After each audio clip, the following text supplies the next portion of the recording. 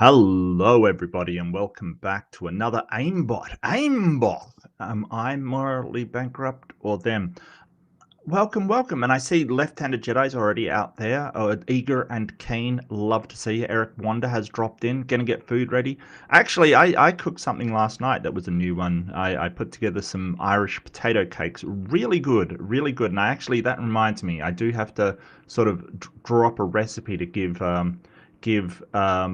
Titan. He asked for it, so that's always a good feeling, and I do thank Titan. It's always great when somebody asks you for a recipe of something you've cooked, but I sort of played it by ear, so I'll have to draw something up. But that's okay. I'm feeling good today. I'm feeling good. I've got a little bit. I think I'm a little bit sleep deprived, but that's okay. That's all right. I will catch up. I will catch up. But welcome everybody. As per usual, I got up sort of looking at sort of the news and what was going on in my neck of the woods. So thank you for joining me and listening to me. And Stop the Stupidity comes in with the 5 readerships. Thank you so much, STS. Really appreciate it. And those, you always do this early, mate. So, is it actually the new month? It is the new month. Okay, well, let's get these readerships sent out, right? Get them out to the true believers in the aimbot schedule. Why not? Absolute legend. Yeah, no, I agree, Eric. Absolute legend. But he always does it early, so my voice hasn't warmed up, which is, maybe a bit of a problem. But let's see how we do. Mm, my apologies. That goes out to K&K. Good game. GG. Blonde Bombsheller. I see you. I see you too. I see you too. Sally Luz. Sally Luz? Sally Luz? Oh, that's pray for Ukraine. Look, I mean, I don't mind people praying for Ukraine. Probably better to send them, stuff to help them, actually. But hey, you do you. Can't hurt, right? And Adam Rounds. Thank you so much. Stop the stupidity. Winner chicken dinner. Give me 1 second, and I will do something. I will do something amazing. You just wait. You just wait. Winner chicken dinner. Enjoy your emotes and other benefits. Other benefits. Yes, we will be opening up we will be opening up the room a little bit later. And winner. There we go. There we go. Took me a little bit. Look, I'm unorganized today. Hi, Titan. Hi, Tori. Good to see you. The News Unit Network. Good to see you. I think that's Dave from memory. Tell me if I've gotten your name right, because I don't know. But I will be opening up the room. I just usually do a bit of an introduction, reflect on the news, have a bit of a rant if I feel like it, and then I open up the room. So that will be coming. That will be coming. If you want, I mean, I can put the link out. That's not a problem. That's not a problem. Link to join.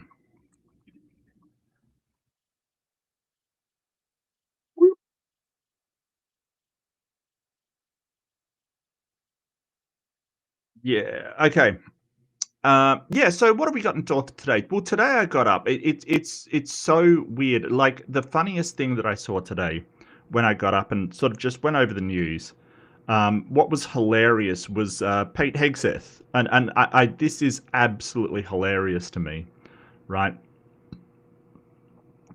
He declares an end to politically correct leadership, but it's really his speech. I mean, I don't know what he's doing with that, but like what listen to this. This is fantastic. Frankly, it's tiring to look out at combat formations, or really any formation, and see fat troops. Likewise, it's completely unacceptable to see fat generals and admirals in the halls of the Pentagon and leading commands around the country and the world. It's a bad look. It is bad, and it's not who we are. So whether you're an airborne ranger or a chairborne ranger, a brand new private or a 4-star general, you need to meet the height and weight standards and pass your PT test. Frankly. Yeah, so what's hilarious to me is that some of these no worries, Tori. No worries. Look, it's hilarious to me that he's talking about how, like, all of these people, you know what, these people, they don't need to be in optimum shape. Like, there should be a reason why people are in optimum shape to be in the military. It's because they're going to be have to do physical things. Other, like, generals generally are not. They're not going, like, their skills are better used in other avenues. And this is the problem. Like, don't get me wrong. I think that, somebody that is obese, for instance, is a problem, right? Like, yes, that is incredibly unhealthy, and perhaps a general should be in better shape than that. But, he's really talking about anybody who isn't, incredibly fit.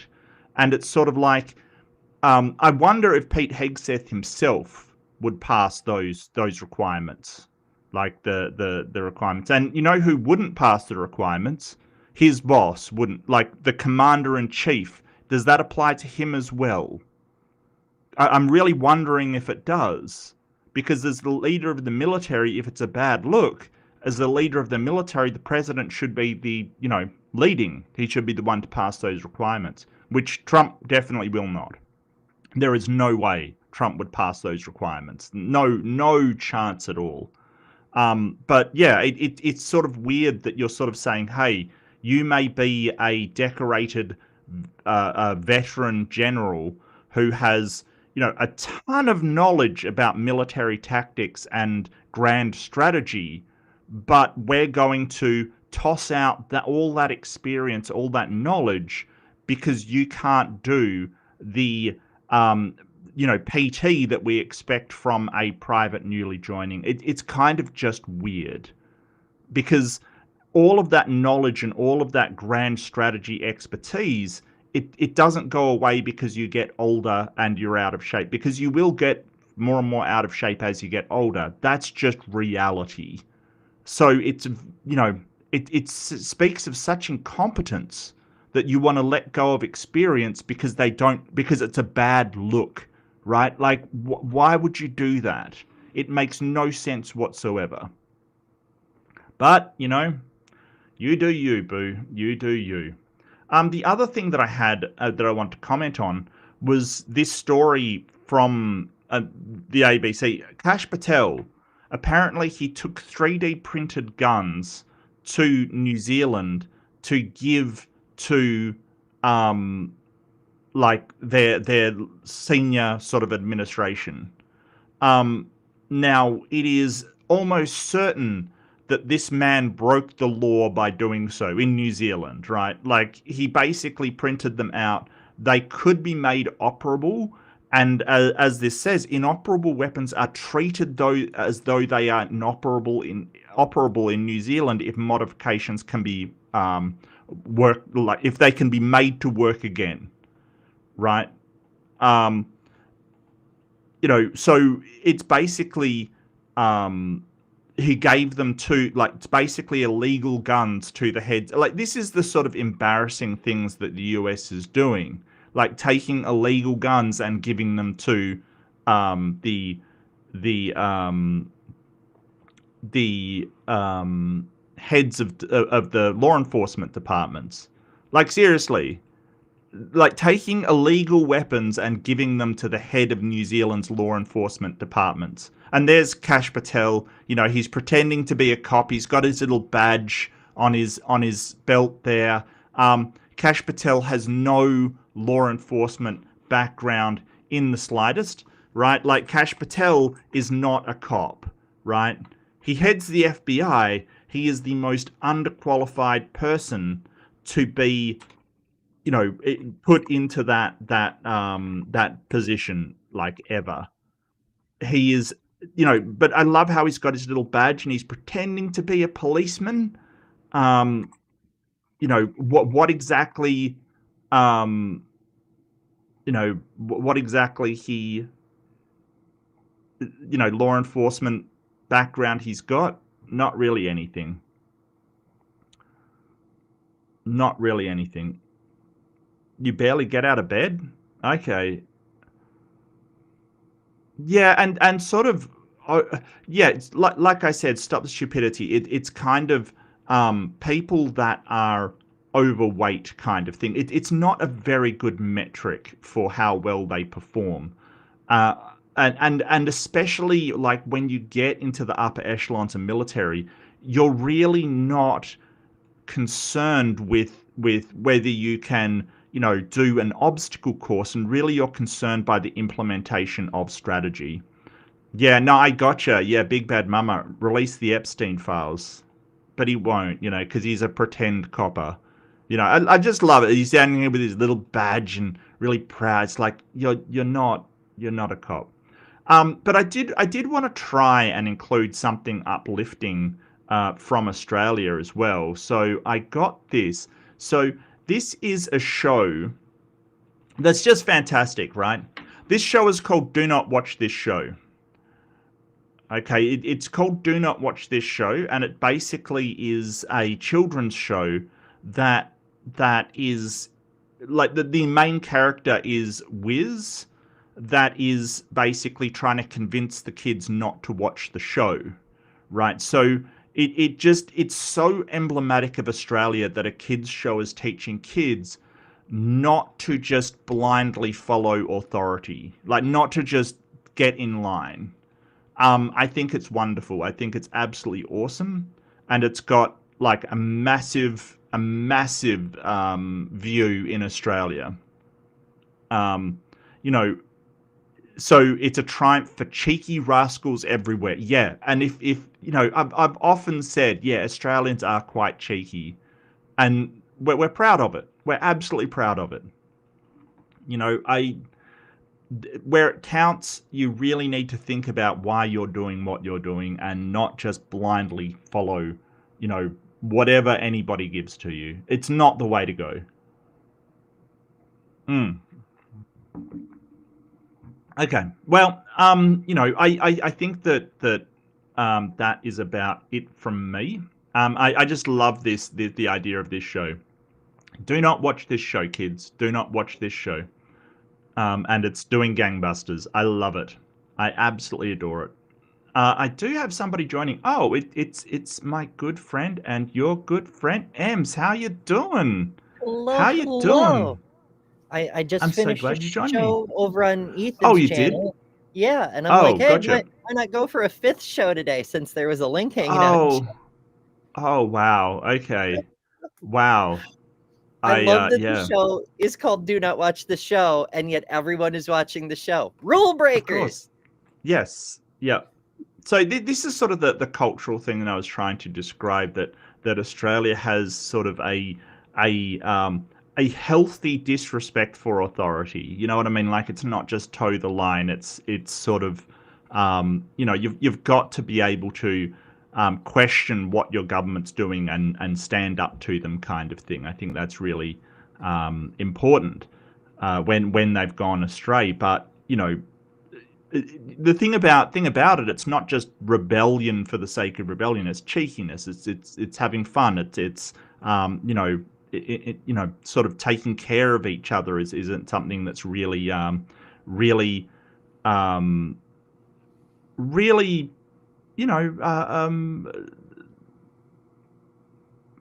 focused as well. I'm just trying to work this out. You received the membership gift. No offense, but why? Stop the Stupidity gave out 5. Did somebody else give some out? Have I missed something? Yeah, it was the same person who gifted it also received it. It can happen. Whoa! That is your good deed? No, that doesn't count as a good deed. You gave it to yourself. Boomerang.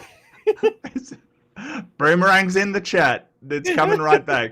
UTV and Ham, KD9WNV,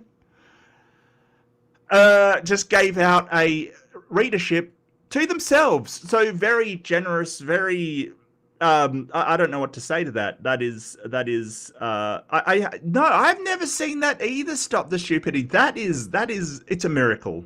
I've seen it a couple of times. Oh, really?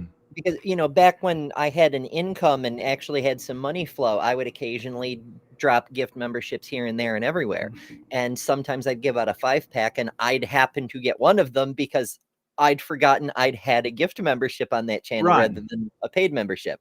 And so sometimes I'd do like a 5-pack and I'd get one of them. And I'm like, Oh, oh, okay. cool, Sure. bonus. But I've never Sure. seen a one-shot hit the same person who sent Yeah, it. That's yeah. wild. That's twice now that's happened. Okay. Well, I mean, okay. Well, It's it's magnetic you. personality.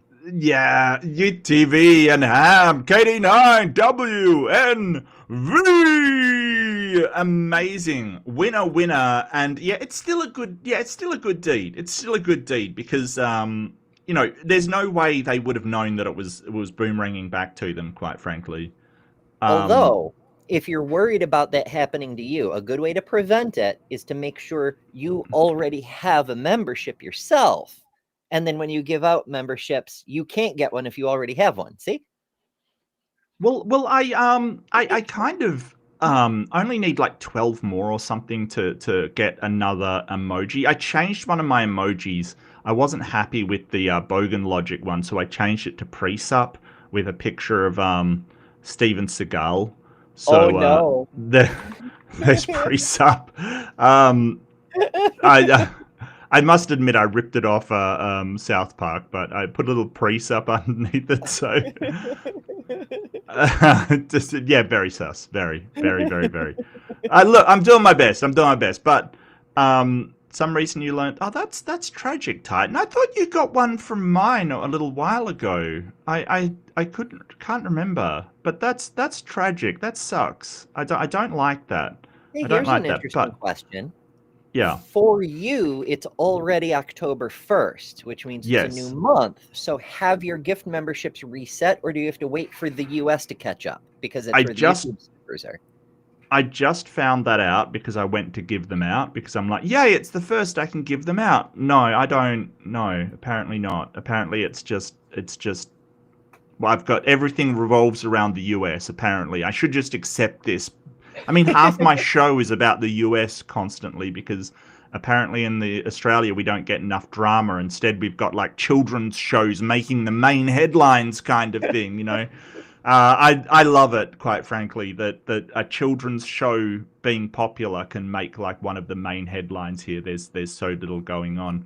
I did notice that Sky News had on a guy wearing bacon on his lapels. Basically talking about how Muslims are bad because they're the only religion to, do Sharia law and cut off people's heads and, Has he met the throw Christians? acid on people. Yeah, I know. The irony was delicious, but that guy was from Perth, so it was from my neck of the woods, and just ridiculously anti, one religion, which that show got cancelled because of it. So, what really stood out to me was I really should have grabbed a clip. I saw it last night. That would be ordinary, just an ordinary segment on Fox News, right? Like that would just be them talking normally. Yeah, it'd be the anchor saying that.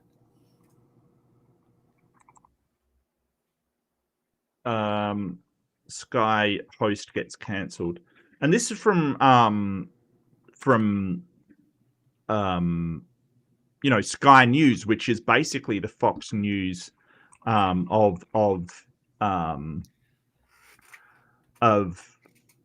Australia, basically. Literally true. Run by Rupert Murdoch. It's the same thing. Well, what worries me, and here's what worries me, is that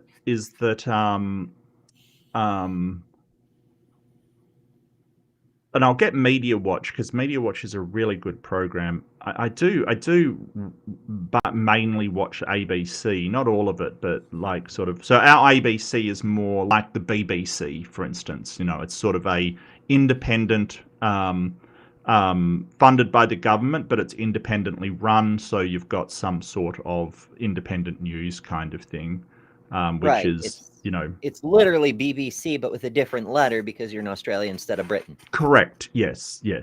Yep. Canada has a similar thing, and sometimes we Americans are allowed to watch. Oh, really? Sometimes. Well, your ABC is just a corporation kind of thing. Right. It's actually weird. Okay, so back in the day, it used to just be the National Broadcasting Corporation. And then they started splitting it into like East Coast and West Coast. So they had the NBC Red and the NBC Blue. And then the anti-monopoly laws came into play. And so I forget if it was the red or the blue, but that's the one that split off and became ABC. And then CBS showed up from frickin' Mandela Dimension because they're like, we're the Columbia Broadcasting Service, serving all of North American Columbia, because that's what our country is called. Oh, hail Columbia. Like the, you know, the national anthem and thing. Yes. Okay. Oh, okay. Weird. Okay, that's interesting. But we have a fun country. Yeah, but like, I just want to make sure you understand it's not like ABC, like CNN kind of ABC. You know, it's not your ABC. Yeah. Which. So this was. So the name of the person was Freya Leach. She basically was an influencer that they just sort of, oh, hello, Jess. Oh, I loved your show the other day, Jess. It was fantastic. The Java and Jugs was fantastic. Absolutely fantastic. I'm really enjoying watching that.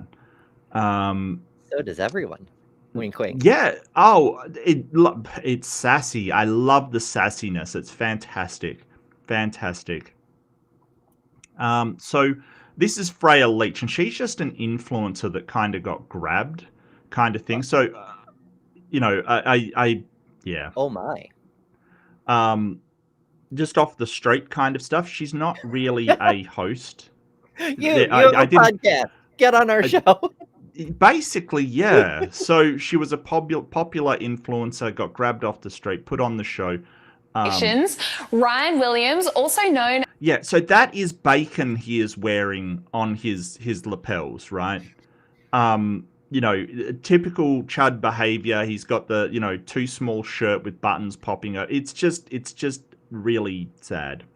Yeah, really sad. Why though? He's got the freaking Johnny Bravo hair, but I'm sure that's not intentional. It just, you can buy shirts of your own size, my guy. Your boobs will still show. It's fine. But like the freaking bacon, like, is he trying to attract vampires? Because that's how you attract vampires. So, no, like, his joke is, you know, his absolutely hilarious joke is that Muslims are trying to kill him, so he's warding them off with bacon. Like they want to cut his head off. So yeah, which is just hilarious, you know, like, wow. As the Scottish Korean online and conservative political strategist and commentator Joey Manarino. And no, you don't need new glasses. Yeah, that is bacon. The guy points out bacon, so it's Media Watch, which just sort of looks at this. To behead me every single day, so a little bit of protection. I just have a very clear, simple. Sorry? They have a conservative thinker named Manarino. Uh-huh. I don't know. Nominative determinism, I suppose. Message to Muslims, which is stop worshipping a pedo warlord who's the Bonnie Blue of the 7th century, sleeping with 30 Al Zoot men, who married a six-year-old and slept with a 9-year-old. And there's only one culture that pours acid on women's faces. Yeah, so he goes on a tirade like that. Now, this is usual Fox. Like this would just appear on, you know, Tucker Carlson in the past, or, you know, what's it, Hannity kind of thing. He would just say this stuff, and it would be no problem. But that show got cancelled because of it, basically, because they had this guy on here ranting. What I worry about is that Sky News is sort of positioning themselves as, oh, that's too much for us. But I feel like Sky News will be the pipeline to Fox News that's coming over here in the future, right? So that's what I'm worried about, that Sky News is now going to be the, oh, well, it's not Fox, you know, it's not extreme right, but, you know, it's going to be a pipeline to, yeah, like sort of getting it out there kind of thing. Normalizing it, right. Right, yeah, right. I've seen some clips from Sky News, and like some other subject, they're way more extreme than that about. Like there's the ranting old biddy who freaking, she may as well be a Congress member for the U.S. the way she screams about grannies, you know?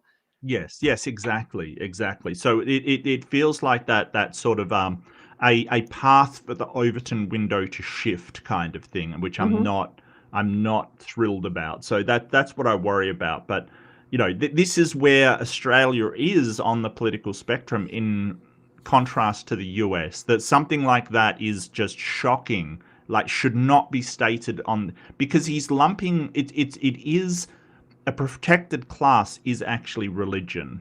Okay, that's a protected class. And that doesn't mean you cannot criticize, the religious teachings or a religion's position on something or, even what a religious person has done. What it means is that we can't go, hey, that person's a Christian, their Bible says slavery, so they believe in slavery, right? We can't just lump everybody into one category. And that's the same with Muslims. Like, yes, like what he was saying was sort of true. There's a bit of disagreement to what age Muhammad married Aisha. Some say it was 9, some say it was 6. It's unclear. I thought it was the usual standard was 9. He married her, and at something like 13, it was consummated. Now that's awful, right? But not all Muslims believe that should be a standard. So sort of using this as that's what you believe because that's what your book says, especially Christians doing it, is just wild to me because, if we did that to Christians, then we'd have to say, well, you believe in slavery, you believe in, all of this stuff. And some do, right? Don't get me wrong. Some people are like, no, slavery is a good thing. Don't get me wrong. Right? There's some extremes out there. But most Christians will not say, hey, we should have the Levitical laws implemented throughout the nation kind of thing. Most Christians understand that would be really freaking bad. And it was for a time. I said most, okay? I didn't say all. I said most. I know. I'm like, well, I mean, it depends on the poll you're looking at. But if you turn it around, it's obviously not true from the other direction. Like if you say your book says love your neighbor, therefore you must do this, and we can see they're not doing that, then clearly they don't give a fuck what the book says. Well, yeah, and there's no problem with saying, hey, or if they claim that their book is the authority, right? If they say, hey, this book is the authority, moral authority for the thing, it's fine to say, hey, the book says this, this, and this kind of thing. The book says that this is fine. So it can't be a moral authority if you think that's immoral because the book says a thing, right? If you disagree with the thing, right. So there's no problem with that. What the problem is actually saying, well, you're a Christian. I have this sort of straw man of a Christian, right? That they have to believe that, gays are bad and, trans are bad and all of this stuff, because not all Christians think that way. And it's important to understand that. We have some people, Christians, who are actively working against the pronouncements of these sort of far right Christian people, and we need them on side because it's more important that they fight against fascism and tyranny and bigotry and things like that than it is to convince them that there is no God. We need these people, right? So it's fine to disagree with them. Just we can't other them from us. We can't say, hey, all Christians want to destroy trans people, because it's just not fucking true. There are people who will fight with us. The question is, who are those people? Let's get them on side. Let's accept them and not ostracize them for simply believing in a God. And that's really what I want to promote, because whether they believe in a God or not, I agree. Like, believing in a God can have harms, totally understand it. But right now we need them to stop, help stop the bigotry, and their voices will be louder to the right people because they are Christian. They've got an advantage over us in the US at least. So let's agree on stuff. And I really want to try going out there and trying to find, more Christians that are not extreme bigots and, we can work with. Theistic humanists, they're still out there, right? We basically disagree on almost nothing. Whatever's best for people, they will agree with almost everything, except that there's a God that did everything. Deists, you can get along fine with deists. Sure, they believe something's out there. I can't disprove them. I don't believe it. I believe there's no God. They believe there is. Doesn't matter. Right now, we need them. Now, we can argue later. Quakers are another one. A central tenet of their beliefs is there's a divine spark within every person. So every person is worthy of, like, not just respect, but care. Right. And they've participated in every major civil rights movement as far back as their history goes. That the Underground Railroad wouldn't have been possible without their help. It's a matter of not confusing the plan for the goal, right? Like the goal, what the actual value that we're has to be our primary objective is to protect human lives. The academic argument over mythology can fucking wait. Yes. And this is true also for Muslims. I know a fair few Muslims that are not bigoted. They're fine with it. They're fine with gay people. They're fine with trans people. Most of them just want to have a stable, happy life and a future for their children. Like everybody else, they just want what we call in Australia, they just want a fair go. Right? They just want to be allowed to contribute to society. So let's not other them. Let's not, make them, some kind of, other society that we put them in. And let's not sort of blindly paste what their book says onto them. Because if they reinterpret it differently, hey, I'm all for that. I'm all for it. If Christians go, well, the Bible, it has things about slavery. It doesn't want to do that anymore. I don't support slavery. Yes, well done. I'm all for it. I'm all for it. Right? If a Muslim, and I know at least one has said, hey, the book is a spiritual guide. It's not, it shouldn't be implemented in Sharia law. It should be how to live your life spiritually. Hey, I'm all for it. You can have your personal life be guided by this book without projecting those beliefs onto other people in some form of legal way. And I'm all for it. You go for it. You go for it. Just to say a few hellos. Aunt Jer's in the house. Hello, Aunt Jer. Yay. Hello, ugly German Trudes is in the house. Hello, and Jess, one of my favorites. Thank you so much for coming, Jess. So good to see you. We're blessed with multiple Jesses today. Multiple Jesses. Oh, yeah. Jess, the Transmetal Alchemist, is dropped in. Yeah, what a crazy work week. Yeah, no, I salute you. It's a hard job. It is a hard job. I know where Jess works, and I've worked sort of a similar job before, not exactly the same, but similar jobs, and anything logistics is hard. I get you. But we've got Left-Handed Jedi gifted 5 readerships. Thank you so much, Jedi. It absolutely means the world to me. And I just get my announcer voice on. I apologize. It is Nectu Macau Damaskinos. I apologize if I mispronounced that. Okay. Galactic Contradiction. Fact, Junior, roll. And I respect the Clippy. I respect it. I respect the Clippy. And Sophia. Congratulations. Enjoy your emotes and other benefits. And Dub. So if the goal is to protect human lives, then you believe in abortion. Yes.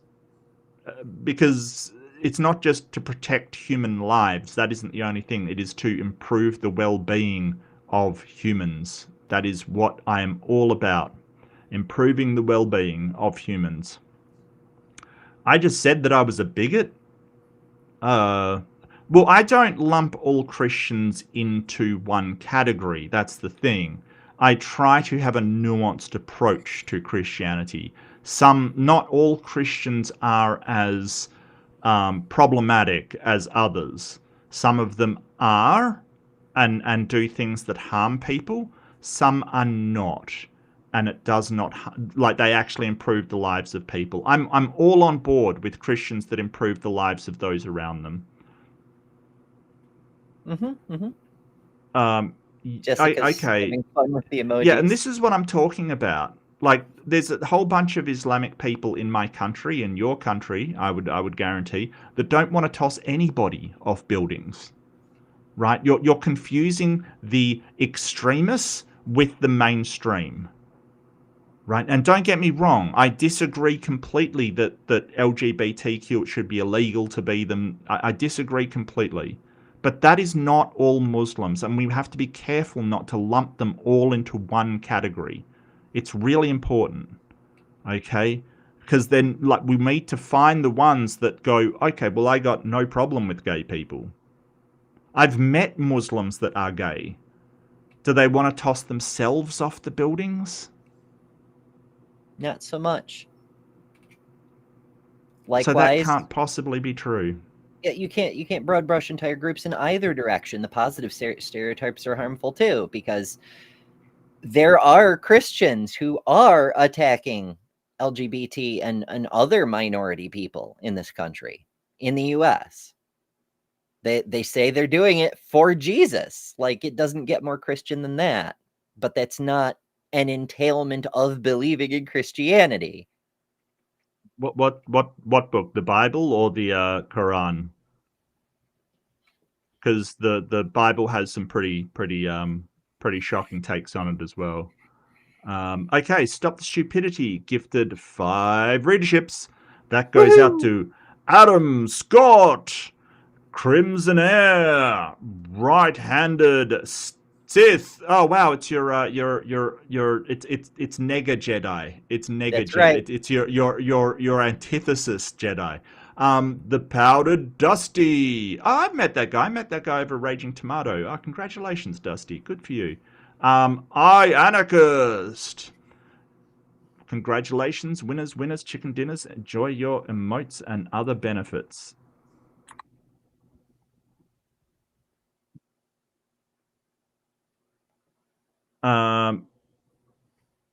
What does the Quran say to do to gays? It says to kill them. So does the Bible. Just saying, the Bible says that as well. And that is not how you spell Quran, by the way. Just letting you know. Yeah, when Australia had the marriage equality referendum, the majority of churches that represent the majority of Australian Christians campaigned in favour of yes. Yeah. Hell yeah. I think it was closer. I think it was 12. Let me check on that. I don't want to lie to you, Jer. And it's really good to see you, Jer. I don't know if I said hello to you, but it's really good to see you. I will be opening up the room too. Didn't I open up the room? Did I not pin the comment? Did I pin it? Oh, okay. That's what's gone horribly wrong. Horribly wrong. Let's see. I just wanna check on this because I did try to do another one. I wanted to add the pre-sup emoji, but I it was kind of, I had to replace one instead because I wasn't there yet. Look, I'm trying. Okay, just let me look. Emoji. It's a long, like, if you've never had a YouTube channel, it's kind of, to get to the emoji, it's kind of multiple clicks. It's not 2 more members needed. Dang. So close. So close. 2 more. Who wants to put me over into the next one? Give me the chapter and verse. What? Are you serious? Is this person saying they haven't read their Bible? Okay. They're here to defend Christianity, but they haven't read the damn Bible. Amazing. I mean, shocked I'm not, but still.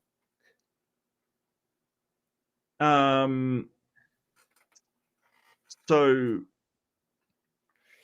chapter, like, it's Leviticus, right? Yeah, Leviticus, chapter 20, verse 13.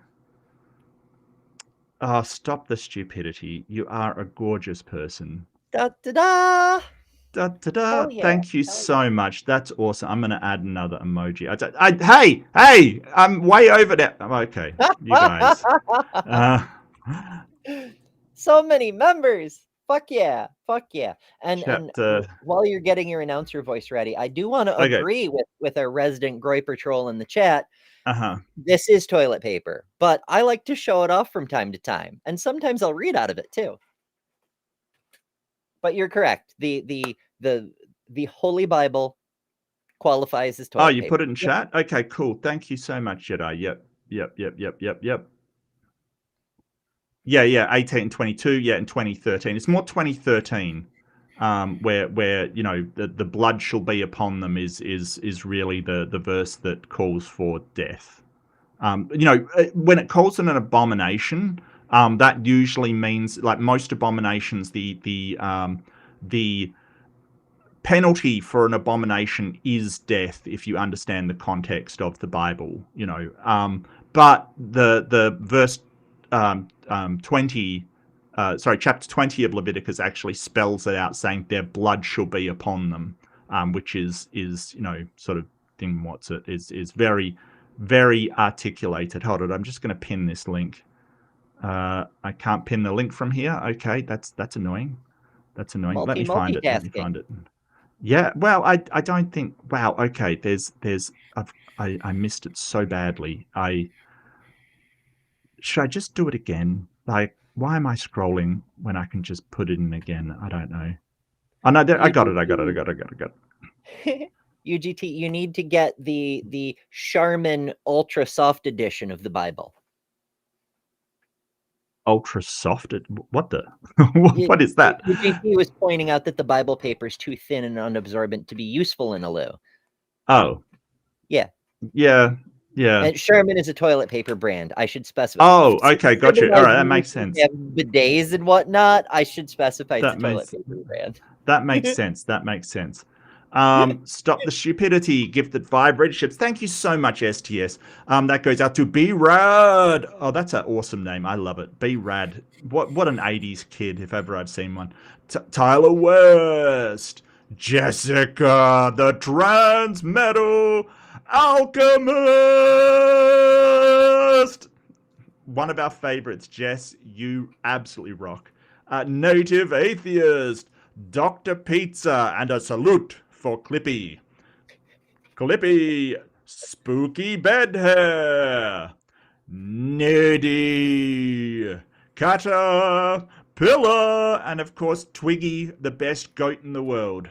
The goat. Yeah, the goat, if you will. Yes. Pinworm, one of our favorites. Pinworm, always fun. Reed S. And left-handed Jedi came through as well. 5 readerships. Thank you so much, Jedi. That goes out to Babesy, D, Vids, Leo, Phileas. And Leo didn't really get back to us on whether we're doing one of his debates lately. So, Leo, if you're out there, if you see this somehow, please get in contact so we can line her up. That would be fantastic. Big thing, Flying Wayne, Citizen 9, Atheum. Atheum usually drops in here for the aimbots kind of thing. Yeah, I think Dub's just sort of trolling, because I mean they said, where's this link? It's pinned. It's absolutely pinned. But we'll go on to aimbot. Yeah, I know, Jess. I didn't plan it. I didn't think about it. But I really appreciate it, everybody. I really do. I can do another emote, which I don't know what it'll be. Hey, suggestions on the Discord. Join the Discord. Throw some suggestions on there. I'm more than open to them. I don't know what I'm going to do, but yeah. Yep. Try refreshing the page, Dub. It's definitely pinned, my friend. It's definitely pinned. Okay, so aimbot, am I morally bankrupt or them? It's a question that we're asking today, and we're doing some consensual, solicited judgment of people. And I love that you're with me, Amber, because I love judging alongside others. It's fantastic. Always judge with a friend. Yeah, it helps. It helps. So I haven't curated these. I haven't selected them. I'm just going to the first one. We're going to rock the Reddit. Rock the Reddit. Yeah, give them a bonk. That's the way. Pinned where on the app? Look, this is not a YouTube training video, Dub. This is not how to use YouTube, my friend. If you do need to, I'm sure there's YouTube videos that will tell you how to use YouTube, which is kind of a paradox, because how do you find them if you can't use YouTube is just, Well, it's amazing to me that a person can be typing in the live chat, so has the live chat visible on their device, and yet can't find the link that's pinned in the live chat. Well, I mean, I said to refresh the page. Look, this isn't YouTube chat tech support. Hey, Jess gave me a paradox, right? Jess gave me a paradox that I thought way too much about. This is emblematic of my life, that I think too much about this. She said, "Oh, come over to my channel if you want to be disappointed." And so I thought, well, hang on. If it's disappointing when I get over there, that's what I expected. And therefore, I'm not disappointed, right? But then if I'm not disappointed, then that goes against my expectations, which means that I am disappointed. It's a paradox, right? Yeah. It doesn't work. If it's true, it's false. But if it's false, then it's true. Right. So Jess threw out this paradox, and I was thinking about that for the next hour, which is sort of emblematic of my life, really. But thank you, Jess. And she's totally wrong. Jess, How to Rule an Asteroid, she makes fantastic videos. I think the last one was about a chicken that predicted the end of the world, and that was just fantastic. I'm going to give a link to her. Just because I really did enjoy that video. It was really good. It was really good. Random plugs. And if you, I heard your thing. If you want random plugs, check out Adam and Eve. Use the code Brentley for 10% off. That was so funny. I laughed hard at that. I really did. Yeah. So some people have started to notice I don't want to do that ad all the time, or it'll stop being funny. So I try to keep it to like once per episode and maybe a callback towards the end. But when people throw me super chats asking for it, I'll give it to them. Oh yeah, you got to give the people what they want. That's totally understandable. Absolutely. Oh goodness. I love that our friend is saying that everyone but him doesn't know how to use YouTube, even though everyone but him can find the link. It's it's almost like a self-filtering IQ test, right? Like if you can't figure out a link, maybe you're not qualified to, talk to people. I don't know. Maybe. I don't know. I don't think so. I mean, everybody needs a bit of help sometimes. Maybe they're a bit older, and maybe. I don't know. But anyway, first off the bat, hang on a sec. I'll just get set up here. Hell yeah. Is that the first one? Okay, I'm just going to quickly go into these because some of them have been removed. No, this is fine. So, am I the arsehole for yelling at a kid not to touch my cat? What were they doing to the cat? I suppose. I don't know why it would be a problem. Were they allergic to cats, maybe? Like, are you like, oh, that kid's going to have an anaphylactic shock or something? That might be a case where you should yell at a kid, but I mean, I don't know. I have no idea. Look, guys, I think the man is trolling. Just relax, okay? He'll figure it out, or he won't. That's basically what'll happen. It's all fine.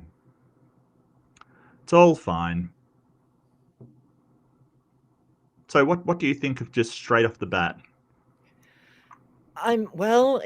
There's a lot of it depends. It is well titled. It's got that clickbait effect of, oh, I have to know more. Well, yeah. Is that? Do you think that's a thing? Like they basically put it really vague, so you're compelled to click on it, kind of thing. Is that what you think It's they're doing? possible. Hmm. I don't know what they gain from doing that, but I mean, it does provoke more interactions, I suppose. Yeah, yeah. Well, I mean, I got a call from there's a charity called the Wilderness Society who I've been giving to for ages, kind of thing, and I got a call to. Um, they informed me that my donation was increasing. Right, like it was really weird. You know what I mean? Like they came and said, "Oh, we're just informing you that donation was increasing, but we wouldn't do that without your permission. So, that's fine, isn't it?" And I just went, "No, that's not fine, and it's not fine the way that you've framed it to me." Uh-huh. Um, I'm like, it's yeah, more than a little scammy right there. right. And I sort of said, "No, you can't just ring up people and say, 'Hey, we're increasing your donation. We need your approval. You're fine with that, right?'" That's so manipulative. I really. So, I now, because times financially have been tight recently, for me, I have cancelled my donation to the Wilderness Society. And look, I'll pick it up like when I'm called to cancel, because I'm like, "Oh, I'll cancel my donation then." Because he blamed it on me, started to gaslight me, saying, "Hey, no one's had a problem with this except you. It must be your end," kind of thing. No, I've worked for call centers, right? I've done outbound. I know what you're doing, right? It's that forced expectation. It's that pressure kind of thing, that they put on you. And I'm very aware of the sales technique of affirming, like expecting compliance basically out of somebody, saying, "Oh, you'll take away this car, right?" Like that's the kind of sales technique that he's doing. No, it's not okay. It's trying to use pressure to make people do something. Yeah. So yeah, I don't know. It's very, very strange. But yeah. So maybe this is a technique to get people in there. Maybe it's a psychological tech. I'm investigating this way too much. Hold it. It's true.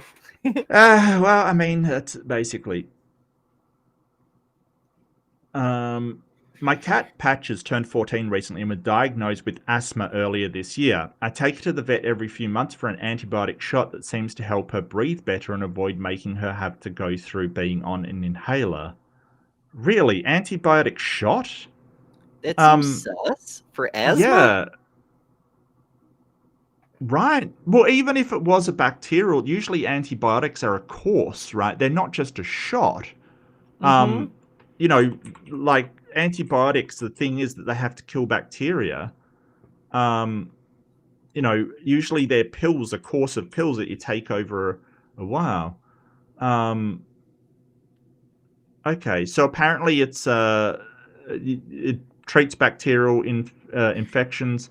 It's also given before surgery to prevent infection. So I suppose it could be a thing, but Sure, yeah, that okay. makes sense. But again, that's like limited time window thing. I'm thinking of like Right. livestock, right? Like a lot of the beef cows here in the US, there's antibiotics just in their food. Right. Right. It's dangerous long term, but these cows aren't going to be around long term, Yeah. Yeah. Anyway, the last time I took it to the vet, I had her out of the carrier in my arms. The staff was fine with this since there was no one else in the room. If a dog came in, I would put her back in and zip her up. Okay, so I'm waiting for the vet to come out out to get us when all of a sudden the door swings open. It's a mum and a kid who is about 5. They don't have a pet with them, so I'm guessing they're there to pick something up. Patches is startled but doesn't go back to the carrier, so I just continue holding and petting her. While the mum is at the counter talking to the receptionist, the kid looks away and immediately shouts, "Kitty!" and starts to run over to me. That makes Patches jump back in her carrier because she doesn't like small children because of some bad experiences when she was younger. I'm starting to Fair. zip up the character when the kid tries to pet her. Without thinking, I yell out, "Don't touch her!" The kid backs up and starts crying because I yelled, but I'm more focused on zipping my cat in. At this point, the mum turns around, stomps over to me fuming. How could I yell at her kid and make her cry? It's just a cat. She's only a child. I should just let her pet the cat. I tell the mum, yeah, I don't think so. If your cat's frightened by the child, then I don't think he should have yelled at the kid, right? But like, that's probably a bad thing to do, because that's certainly not going to calm your cat down for a start, if that's what you're looking to do. And two, the kid doesn't understand. But yeah. Yeah, like there may be a gentler way to approach that, but ultimately this falls on Karen's lap because she didn't train her child in how to behave in public, Yeah. Well, I mean, it doesn't say how old the kid is. About 5. Yeah, you know what? I certainly think that the kid is not going to understand, why you're yelling at them at 5. Yeah, I don't know. I think that the kids are going to do that kind of thing, right? I really think so. They're just going to do that kind of thing. I tell the mum that her kid has no right to touch my cat. Shouldn't be running over to people's pets and expecting to pet them without permission, because that's just asking to get a scratch or a bite mark, and she needs to teach her kid how to approach animals the right way, etc. He's got a point there, right? Like, you shouldn't, your kid shouldn't just, run over and do that. Right, and that's good advice. Like any strange animal, like I grew up on a farm, so I had a slightly different take on animals than most people. But even just regular city kids were all taught before we started kindergarten: don't approach strange dogs; they might bite you. Yes, absolutely, absolutely. I agree with that. But yelling at the kid isn't going to teach them anything, kind of thing. Isn't going to teach them anything. The mum doesn't say anything back, just takes the crying kid and picks up her stuff and gives me a major stink face when leaving. I got through my appointment without any other interruptions, and no one in reception really had any comments on it. I later told a friend about it and told I was too harsh on the kid and shouldn't have made them cry, that I could have approached it more delicately. I didn't think I did anything wrong because I was protecting my cat, because a lot of kids don't know how to handle and treat animals, in my experience. I don't know. Am I the asshole here? Yes. Yes, you shouldn't yell at a kid because they touch their cat. Well, Eric strikes again. Look, Titan, they're just trolling, mate. It's fine. It's totally fine. Eric Wander with 10 readerships. Thank you so much, Eric. And I love your new icon, mate. It looks fucking fantastic. It looks better than mine, which I'm kind of a little bit upset over. No, I'm joking. It looks awesome. I wish my thing. Actually, mine was done by Peter. Yeah, Peter. Gonna go for it. I was trying to remember his channel name. Just saw Peter. Just saw him today on Joe's show briefly. He popped in right before Joe ended because Maya's stream was starting. Like I said, I've been on a bunch of shows today, but yeah, Peter dropped in, and it was neat. KA's show, Kentucky Atheist, Joe? Yeah, Joe did a random stream. That's I'm ashamed I missed it. Damn it. Look, I'm planning on trying again tomorrow. So, for you it'd be like 2 a.m., but he's thinking about it. I'm not doing that. I'm not doing that. Like, seriously, not doing that. Well, I got into one of Christopher Maudi's shows yesterday, and that was really interesting. That was a really interesting conversation. So, I love making these shows. It's just, if you could schedule them at a decent time for me, thank you. That would be appreciated. Thank you. Hey, there's Joe. There's Joe. Joe in the house. Yeah. I said your name 3 times today, Titan. I'm amazed. But anyway, the important thing is Eric Wander has given out 10 readerships. Thank you so much, Eric. 10 readerships. They go out to Darren Delaney, My Unfinished Song. And I'm glad I got the main account and not the multiple sock accounts, like My Unfinished Sock. Isn't that one of the sock accounts? I thought My Unfinished Studio was the main. I don't know. I can't keep track. They're all unfinished. This was the main one. I mean, I knew Sock wasn't the, My Unfinished Sock with the sock puppet. That's pretty obvious there. But no, I appreciate all of them. Prixie, Volcano Purist Purple, J. Pasek. Actually, I've dropped into J's a few times as well. Usually really interesting conversation. You know what? Last time I dropped into J's, he was reviewing one of my debates. It was actually pretty cool. Pretty interesting. Dr. Dino. Artem Bogdanov, Mark Lee, Travis Statham, Brandon Smith, and T. That's really hard to announcerize. That's really hard to put in an announcer voice, T. But winners, chicken dinners, all of you winners. Thank you so much. Enjoy your emotes and other benefits. Do I have I don't think I have a member stream this week, but I will have one next week. Yeah, I get you. I get you, Titan. I get you. Oh, yeah, no worries. Good night, Eric. Take care, my friend. Night, Eric. Innocent days of trolling people. Yeah, but I mean, they've got no the trolls are bad. The trolls are bad recently. Like, they're not even good trolls. They're just terrible. I figure Titan's going to be way better at that than others. Okay. Give me 1 second to get set up, and I got a poll to do. Poll. Everyone loves a poll. Oh, every time. Was the poster right for yelling at a kid for touching his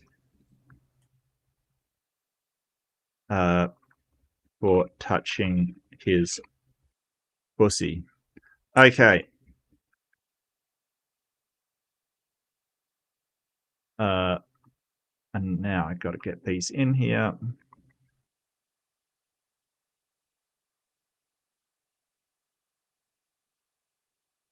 Just give me 1 second. I'm just copying and pasting like a demon,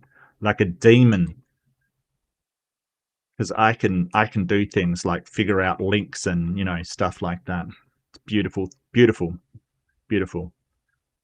I think in order to join, you've got to be computer literate. This man knows me way too well. How dare you? Okay.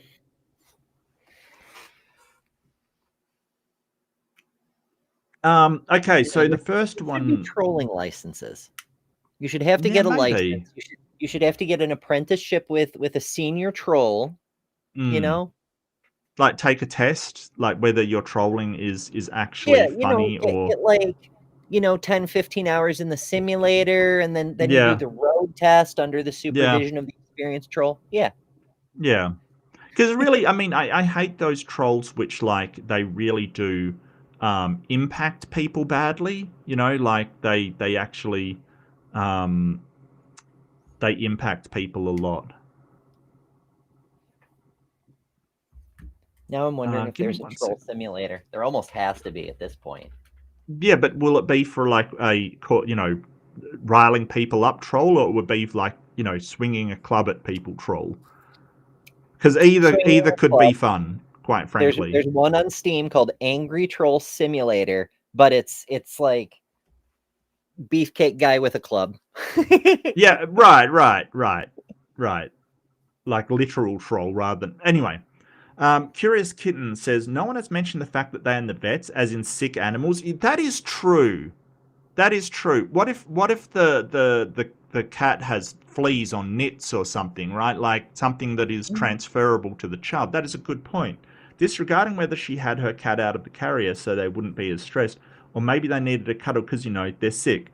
Fuck's sake, kids need to learn, and any decent parent is the one doing the teaching. Yeah, I kind of agree with that. That's something I didn't think of. Like, what if the cat has rabies? Like, that's an extreme example, but it's a good point. It does happen, though. It's a legitimate concern. I mean, hell, I was terrified of rabies as a child because, again, grew up on a farm. So there's like raccoons and shit running around, and everybody's like, "Don't touch the wildlife. It's probably rabid." Yeah, and it's because, and I totally understand that.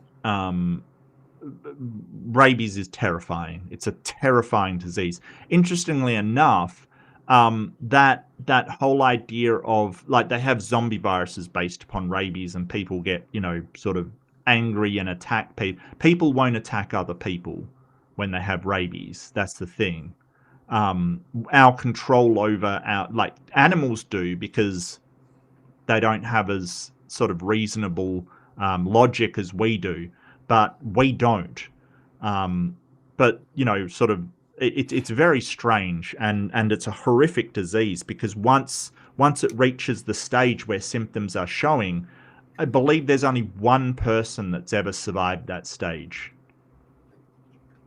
One person. Yeah, I'm not sure how many people. It is super rare, but that's one of the reasons that, like, if you get bit by an animal that could be rabid, yep, they give you the vaccine anyway. Yes. Like, you need it Go immediately and get it. if it's gonna work. If you get bitten by a wild animal or a feral animal, or even an animal that you suspect might have rabies, go and get a shot immediately. Like, just go and do it. It sucks. It's like a needle in the stomach. It's fucking horrific. But it's better than when you start to show symptoms, you're basically gone. You've got no hope. Like I said, one person in the history of humanity has survived it. So, yeah. A lone firefighter. Well, you don't have any fires to fight? I agree that the child should be taught how to approach animals respectfully, but they were only 5. Yeah, that's a good point. Like, I'm sure at 5 I was running around doing dumb stuff as well. Let's not forget that.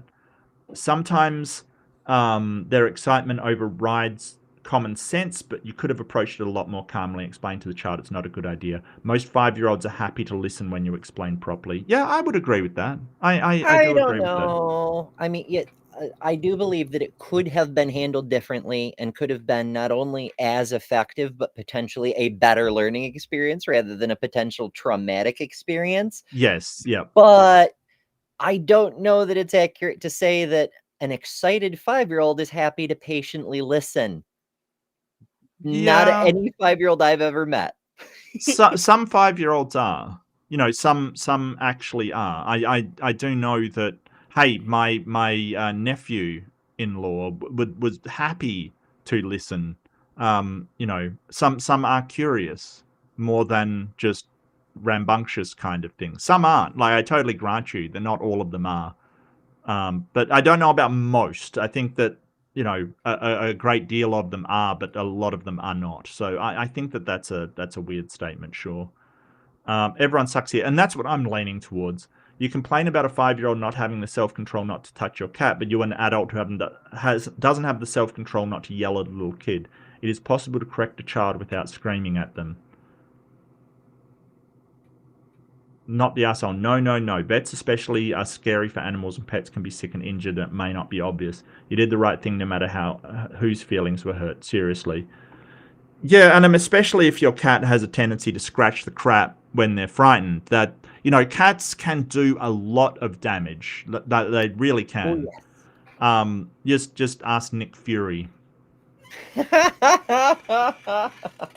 I've watched Marvel. I'm cool. I'm hip. I know. I feel How like you Captain do? America in the first Avengers movie on the helicarrier. I got that reference. I know that Yeah. one. Yeah. That was the first Avengers, by the way. Just want to correct you on that. So yeah, you didn't get that reference because you got it wrong. There you go. Yeah, that's what I said with the helicarrier. Yeah, you said the first Captain America. No, Captain America said it. Oh, I do apologize then. Yeah. Not to be confused with Captain America : the First Avenger. Yeah. They named their title. The movie titles are amazing. Yeah, I don't know. I sort of ugly German. Everyone sucks here. It means that everybody's at fault, kind of thing. So I put it in the list as everyone is terrible, kind of thing. It just means everybody's doing the wrong thing. So usually it's when we can't say, hey, the poster didn't do anything wrong, or the other people didn't do anything wrong. Obviously, the woman shouldn't have let her, ideally, shouldn't have let her kid just touch animals in the vet's office without paying attention to them. It's going to end badly if somebody has a sick animal that lashes out. Like, it's not a good idea. And at the same time, he shouldn't have yelled at the kid, don't touch her, in all caps. He should have said, hold on, listen, she's very sick and she might scratch you. So please don't touch her, and maybe look to the mother for getting him out of the way. But whether Karen would have done anything is another story. If he just said, don't touch her, he still continued, and then he yelled, I think he would have been okay. Like, it would have been different, sort of thing.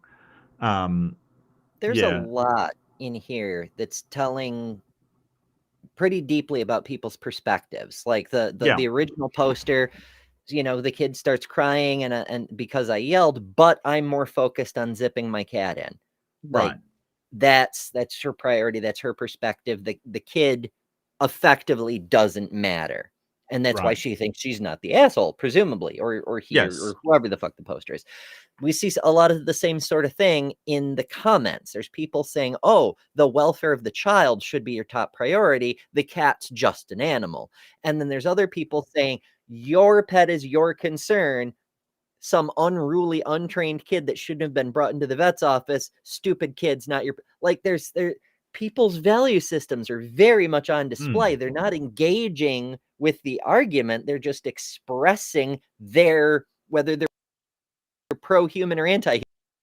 I don't think that's necessarily the case. I mean, the cat's important to that human because it is a member of their family.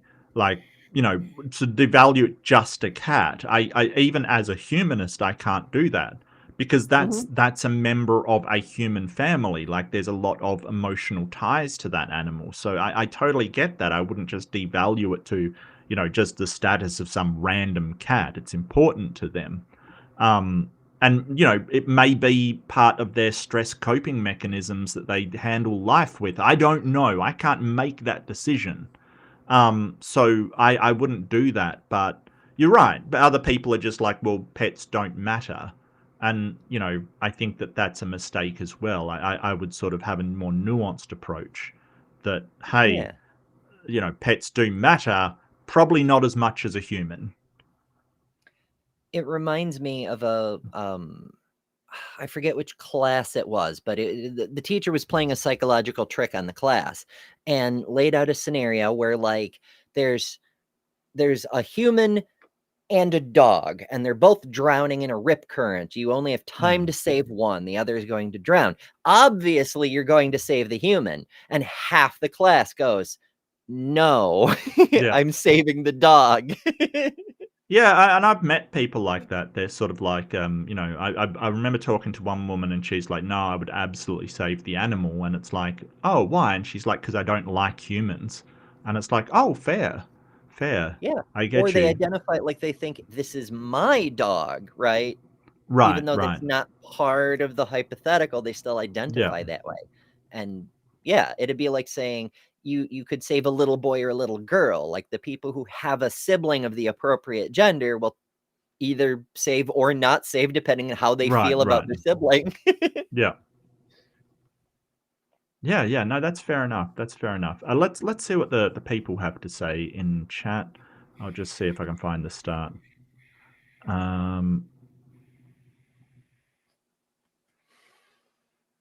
Contest mode in the comments. Oh, contest wonderful. mode.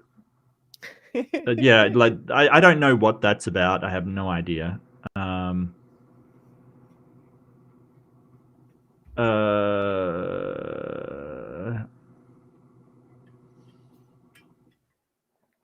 Jessica Transmit Alchemist says treating animals as ornaments. Yes, I really dislike that, especially the handbag dogs kind of thing. I don't know. I get that people want, a small animal to take care of. I'm not sure breeding them that way is especially good for the animals. Like pug dogs, for instance, they have so many problems the way that they're bred. Can I recommend a hamster instead?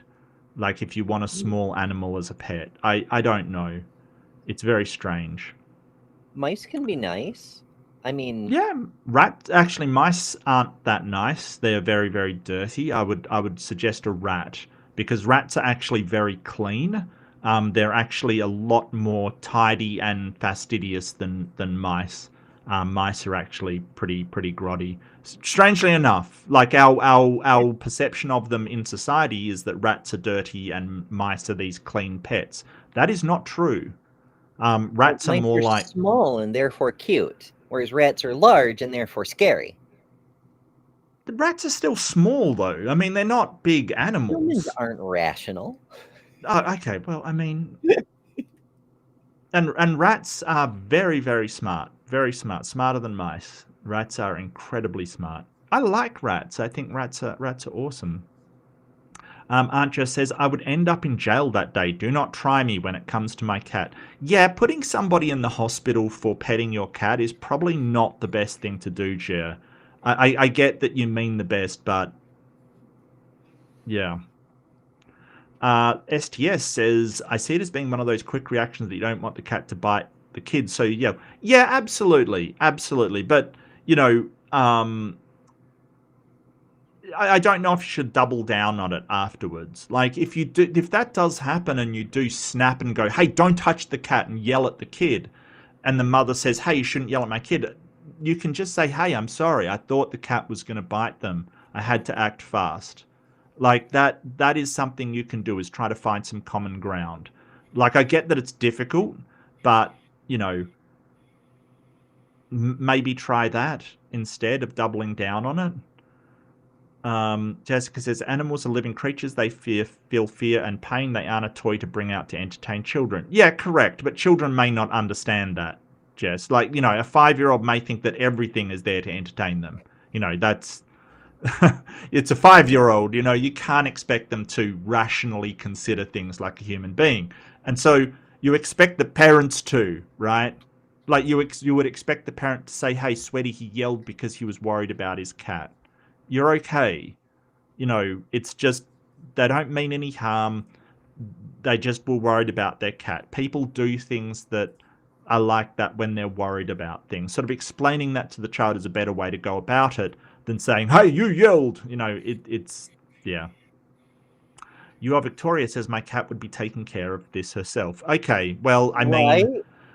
yeah. Like, would you rather your kid get yelled at or they suffer the inevitable consequences of their own transgressions? Right.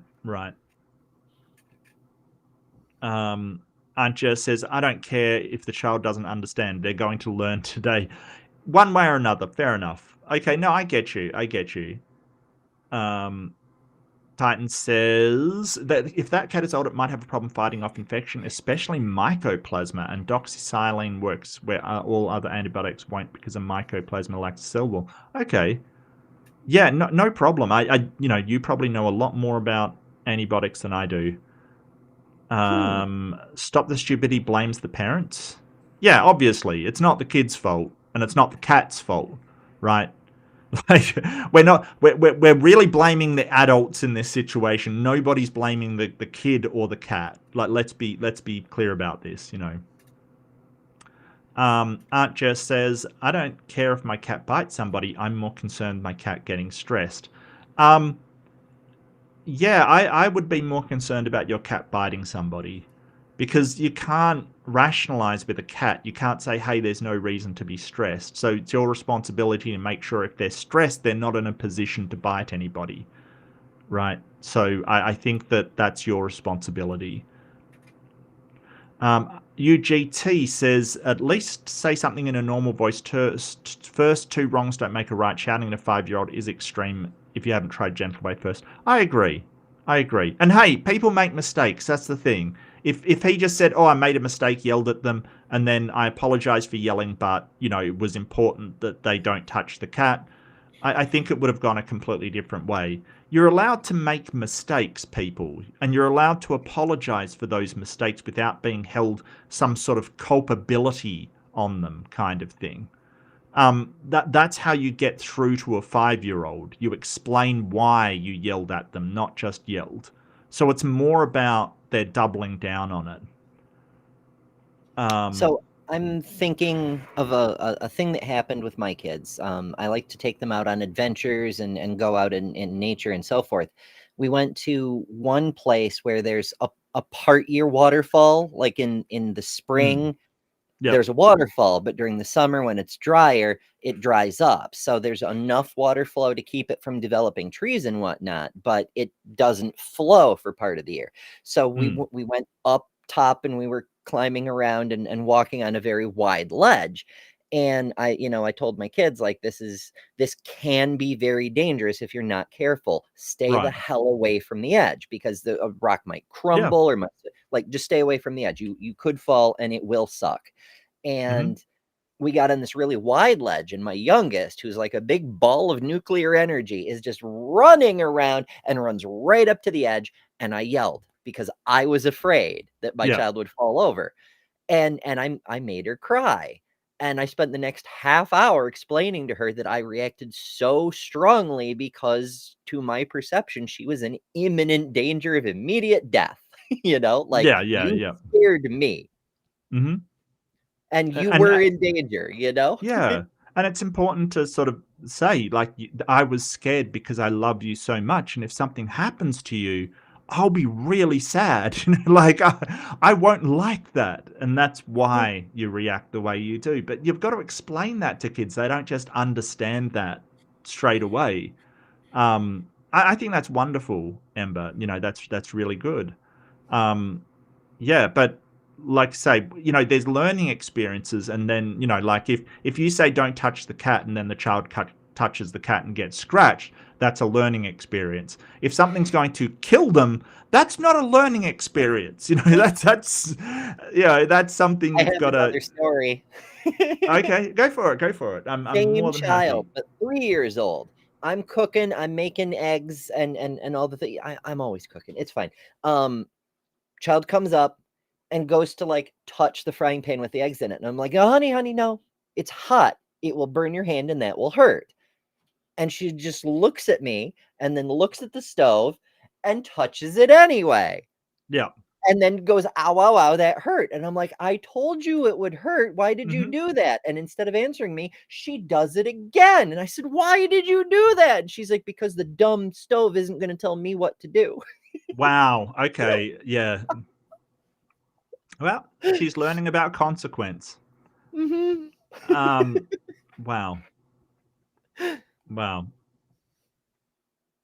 And hi, Joe. It's good to see you, Joe. It really is. What time? No, I'm being facetious, mate. I'm being slightly humorous. Like, I know that my schedule. I'll be up at 8 p.m. Eastern time, and probably I will be going to bed like about midday your time, or something, something around there, roughly somewhere 11 maybe. I don't know. 25 readerships. I know, it's amazing. I really appreciate everybody chipping in to get me. Look, I'll put the Discord link in the chat. Anybody that wants to suggest an emoji, you go for it. I'm not going to do a poll on it, on give multiples or whatever. I couldn't be asked, to be honest with you. But there's the Discord link. If you want to do suggestions, please do. I'm more than happy to. Debateception. Yeah, kind of.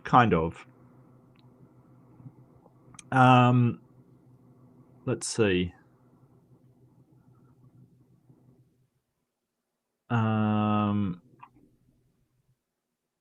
Anybody else got some? Oh, yeah, okay. So Left-Handed Jedi's mind works the same as mine. I got slapped last time I touched a kitty. I mean, we joke about it. It's weird that your president boasts about doing exactly that. It's weird, right? I saw a interview with Billy Bush, the other guy in that incident. He was the person interviewing Trump, and apparently he got a lot of flack for not pushing back on it, not going, ugh. Instead, he was going, in the background kind of thing. He was really leaning into, well, being a creep, basically. He was giving an interview, and he's like, oh, I was penalized for it, and, nobody else involved got penalized as much as me, and I picked myself up and dusted myself. And it's like, dude, don't play the good guy in all of this. Like, seriously. Like, come on. It's the You were bias laughing. media. You were laughing and going, right? Yeah. And it's just like, dude, don't pretend you're the good guy in all of this. But yes, it's wild that he gets more of a penalty for being there than Trump does for saying it, right? Like, that's the wild thing. Wow. Kentucky Atheist says, I've seen plenty of rabid wildlife and diseased deer here. Yeah, I think you've got, like, mad cow's disease in your deer. It's wild. It's absolutely wild. Yeah. Don't need that. Ugly German Truth says, stopping the kid from scaring the cat is okay. Going to shouting at a 5-year-old without trying other means first is not okay. I think I would agree with that. And that's why I'd sort of say everyone's in the wrong.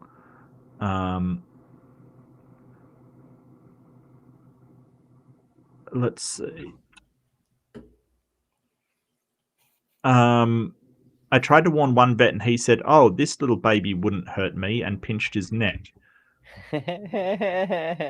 My cat turned his head and gave him, are you a fucking stupid look, and slashed his hand. Yeah, that only works on kittens, really. I mean, cats will do it, but, you know, it only 100% works on kittens. Okay.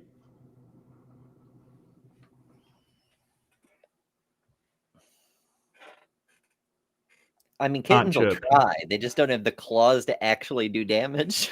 Right. Jess says, you only have a split second to make a decision, take action, don't have hours to ponder and contemplate. Yeah, absolutely, Jess. Yeah, and that's why, you know, when we look at morality and looking back on it, we kind of go, was this action right? That's the whole point. Because reflecting upon actions is what informs our next actions. It's very important. And if you've done CBT, cognitive behavioral therapy, you'll really understand this, because it is only going back. I think it's a feature and not a bug of our thought process. We go, was this the right thing to do? And sort of thinking about what else we could do does change our behavior in the future. And CBT is reliant on that to be true to work. That thoughts, emotion, and action are all tied to one another. So when that emotion comes up, like, you will react, but that reaction can be changed by changing your thoughts about the situation, because those emotions follow the thoughts. It's very, very standard. So, yeah, and that's the whole point. Like, it's not to be ashamed of doing something wrong, right? But that doesn't mean you can't acknowledge it as, hey, that was the wrong thing to do. The important thing is to go, well, I will try to change that in the future by having different thoughts about it, by changing how I think about it. So if you did react badly, yell at a kid, you can say, hey, I could have done this better. I can think about it in this other way, that, you know, I unnecessarily scared the child. I would prefer to speak firmly but not yell, right? And that's something you can do. Everybody sucks here. Yeah, everybody sucks here. It means, yeah, I already explained that one, sorry. Yell and scream are not synonymous. Yeah, no, I agree. I get you. But, you know, I think to a child, they're essentially the same thing. They can't really distinguish between that. Yeah, loud is loud. Yeah. Why was the cat just roaming around? Well, it wasn't just roaming around. It was in his lap, and he went to put it in the cat carrier, and the kid wanted to pet it in the cat carrier while he was trying to zip it up, or she was trying to zip it up. So it was basically being put away because it was getting very, very nervous, basically.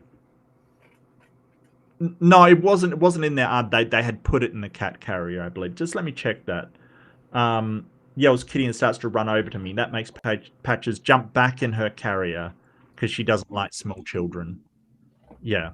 So it wasn't in his arms. It was in the cat carrier.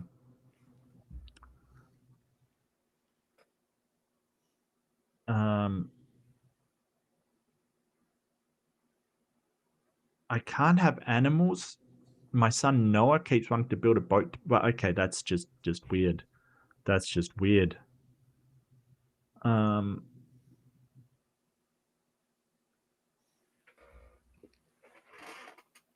just looking for any more comments that you people have. I do appreciate them. Oh, pugs aren't really that small though. No, but they've been bred to look a certain way and be a certain size, and it has not gone well for them with other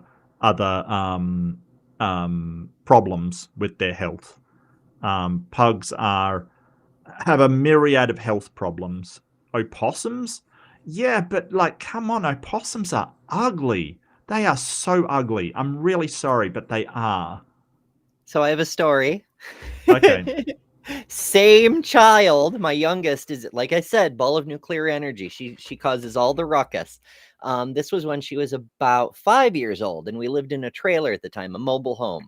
And so the vent system was just open to the underside of the trailer. Like there was plastic skirting around the trailer, and then there were ducts, but there was like nothing protecting the ducts. And so winter came, it was cold.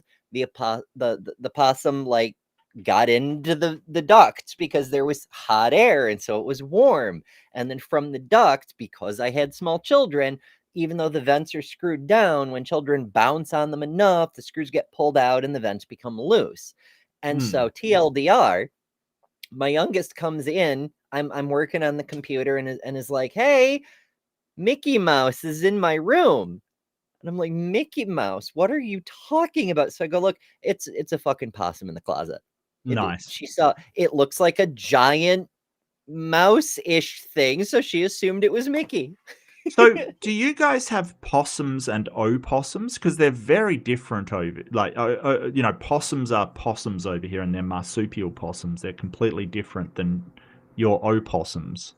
Right. Like, do you get possums? No, it's just a lot of Americans don't know that there is a possum, and so they think opossum and possum are the same thing because America is the only country. But yeah, right. The superficial similarity, they're very much not the same critter. Oh yeah. They're very, very dissimilar. Just that face on them with the long jaw and teeth. They're a little terrifying. Yeah. Yeah. Basically, I like our possums a lot more. But our possums, like, if you've never heard a possum in a tin roof, like one of those metal roofs, wow, the noise it makes is wild. It's the one animal we have where our version is more terrifying than the Australian version. Yeah, but possums can scratch and bite you. Like an opossum will just play dead, won't it? It will just drop on the spot. No. The playing dead is the last ditch defense. It will beat the fuck out of you if it feels like it can win. Okay. All right. I learned something new. Wandering Traveller, who obviously just wandered in. Love to see you. Sometimes kids learn more effectively when they mess up and face consequences like getting bit or scratched by a cat. Yeah, but I think it's probably better to inform them of the consequences first. And so when they happen, you can then go, this is why we listen to me, right? This is why we actually pay attention. Because if it just happens sort of, what the child perceives as arbitrarily, they're not going to connect you saying do not do a thing with the consequences. But I agree with you. I agree that sort of shielding them from consequences can be a bad thing. Like if you've said, hey, like Ember's story, if you touch the stove, it's going to hurt. They touch the stove and get hurt. You're like, so that is why I told you that, right? That is the consequences. So explaining that is a lot better beforehand than just afterwards saying, well, that's why you don't do dumb stuff.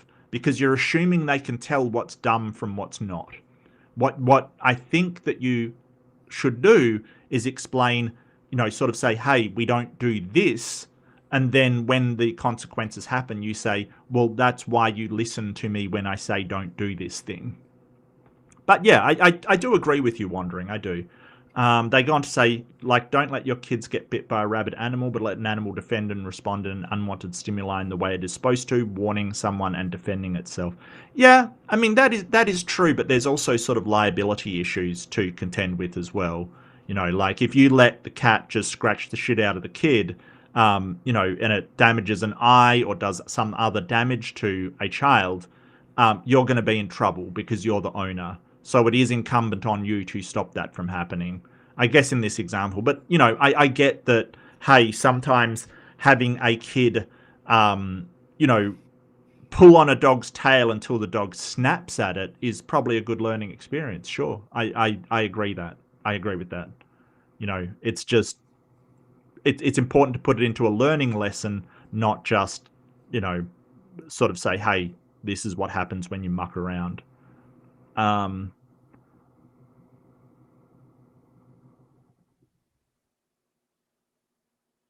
Gem Truth says, if you'd rather drive a 5-year-old tears over a cat, you probably should not own a cat. And I was scared by a boxer when I was 3 and got intimately familiar with a glass door. Yeah, okay, fair enough. Ooh. Yeah, don't Boxers get are big intimate with dogs. glass. Yeah. You're gonna catch something. Yeah. Infamous unclean, those glass doors, especially in homes with children around. They don't get washed often enough. They often smell bad. They taste funny. It's not safe. Oh, look, we've all seen somebody like think a glass door is open, you know, have a few drinks, think a glass door is open, and like, you know, confidently stride through the closed door. I've seen that before. I've seen somebody confidently stride through a screen door, you know, like a fly screen door. So yeah, that was funny. That was funny though. Wandering says, I'm not saying I prefer the outcome, just saying shielding kids from consequence they reap doesn't always teach them why they were doing it is bad and doesn't dissuade them from doing it. Yeah, no, I agree. And I think especially as they get older, it's a good idea. Like if they get themselves into some kind of predicament when they're older, just jumping in to save them may not be the best idea. Sort of saying, hey, you knew the consequences, you're going to have to deal with the consequences. You know, like your kid attacks somebody or something at school and they're prevented playing their sport because of some kind of, you know, something the school does to penalize them. Maybe fighting against that because you're their parent is not a good idea. They have to understand consequences. I agree with you. I'm not sure 5 is particularly the right time to do that. But, you know, starting that experience, sure, I'm on board with you. But that's for the parents, not some random stranger. Still can't stand to be close to any dogs this day. Who knows what trauma the child will take away from that incident? Yeah, no, I agree. I agree, UGT. I get you don't want to traumatize the child. I would agree with you. I'd love to hang out, Joe. Yeah, absolutely. Absolutely. There's a link in the chat if you don't want to come in and give us your Kentucky opinion. Sorry, and I'm a bit obsessed with. I've been playing a game that's set in Kentucky, and I'm just all into Kentucky at the moment. It's just the best place in the world for a zombie invasion. Best place in the world.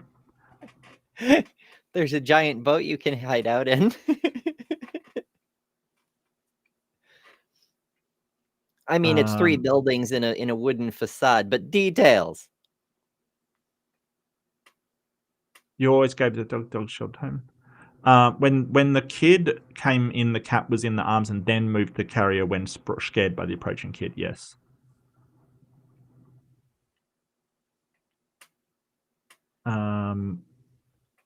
Yes, that is the only North American marsupial. Yes, correct. Correct. It's the only one to survive. There is a family of possums living in our ceiling. Yep. That happens in Australia.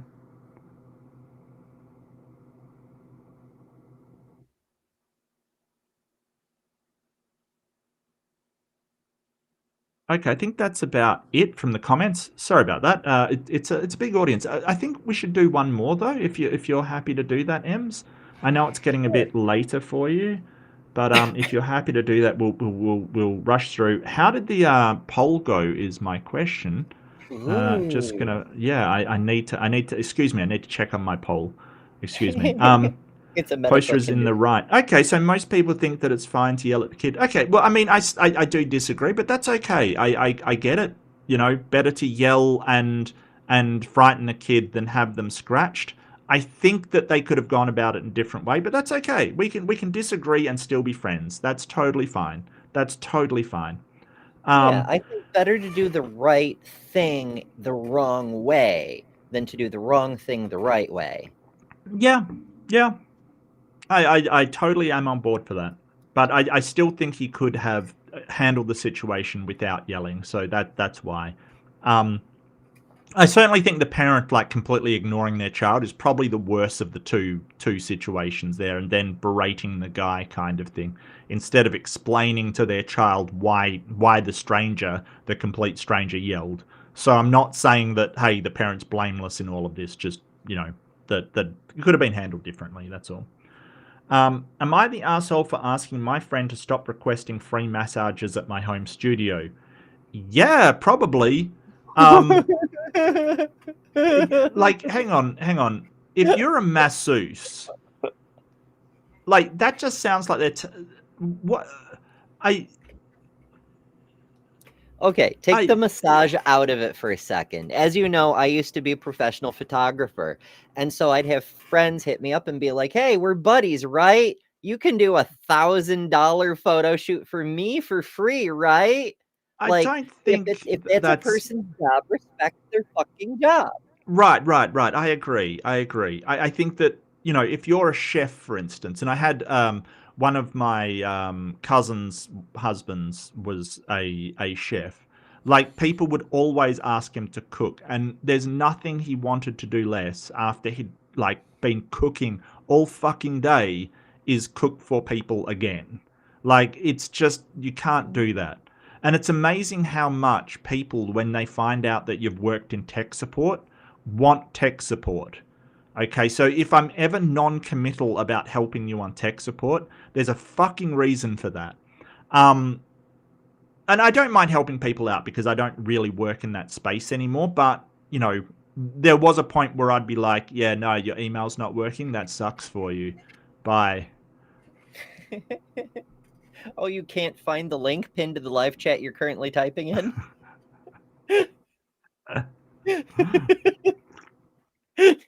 That sucks for you, doesn't it? Yeah. Yeah. So yeah, you will notice this, and I think it's not unreasonable to say, hey, I do this for a living. If she just does it as a hobby, well, I don't know. For some reason, this seems a little bit creepy to me, to be honest with you. I don't know. No, professional. Yeah, so please don't ask people who do stuff professional to do stuff free for you. I mean, like trading stuff, if you come and help them with their computer and stuff like that, that might be reasonable. But if they don't... Look, if they're doing stuff for you, right? Like they work in insurance and they set you up with the insurance policy or whatever, right? They work in IT and they help fix your computer. It's fine to ask them to stop requesting free massages, but you have to accept that next time your computer breaks down and you go, hey, my computer isn't booting, they're going to say, well, please stop requesting free IT support, right? You've got to accept that. This is consequence. That if you want them to help you, you should help them. If you don't care about their help or they've got nothing for you, then that might be fine with you. But you can't go stop requesting free massages and then expect to use their whatever they do professionally for free. Just saying.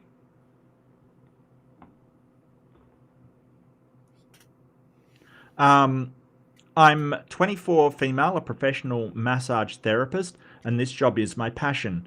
And, it's weird, and maybe it's just because I worked in that sphere, but people would ask you to fix stuff for free, like their internet's not working, their stuff isn't working, their email isn't working, stuff like that. I get I used to get all the time when I worked at sort of a internet company.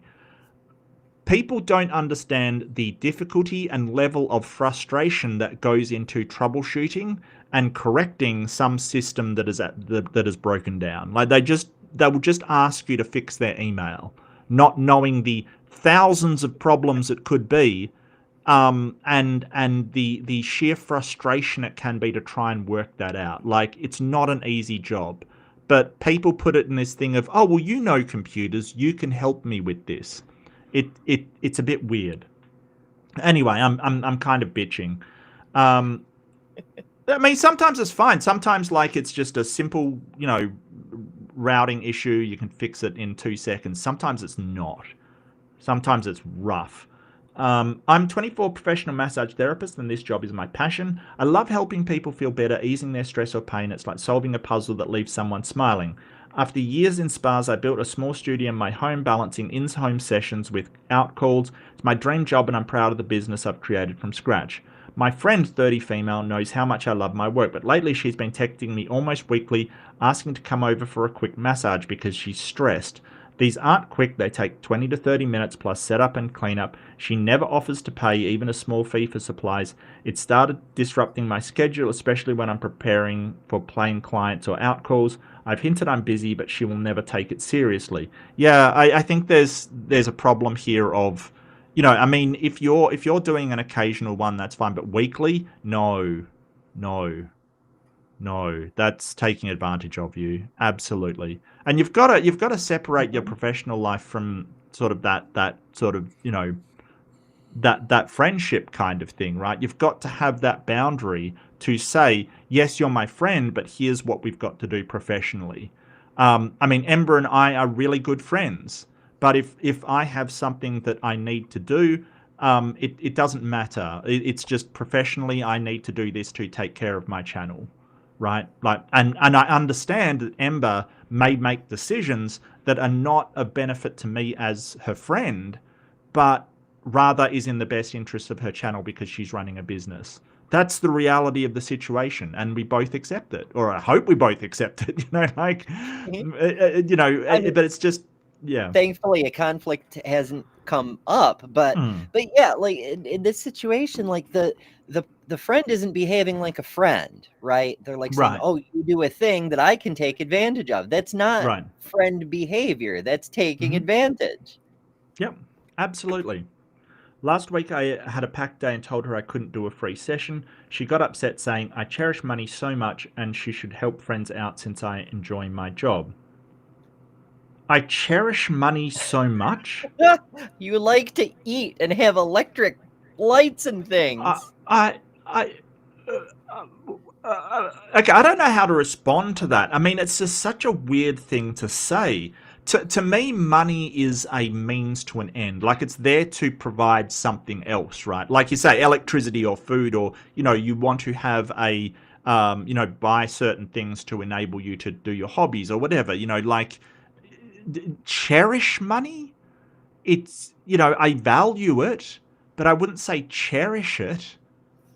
I value what money can do, but I don't cherish the money itself. Like, what are you talking about? Anybody who cherishes money, like, even like when people open their business and they like frame their first dollar on the wall or whatever, like that's it though. And it's not because it's the money, it's the symbol of the thing. Like, I don't know anybody who cherishes money. Like, it's wild.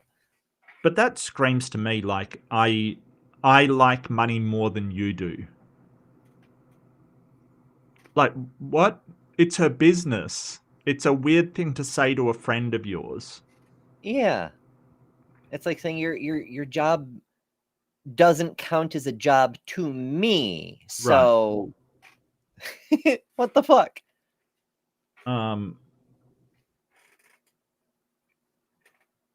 know what?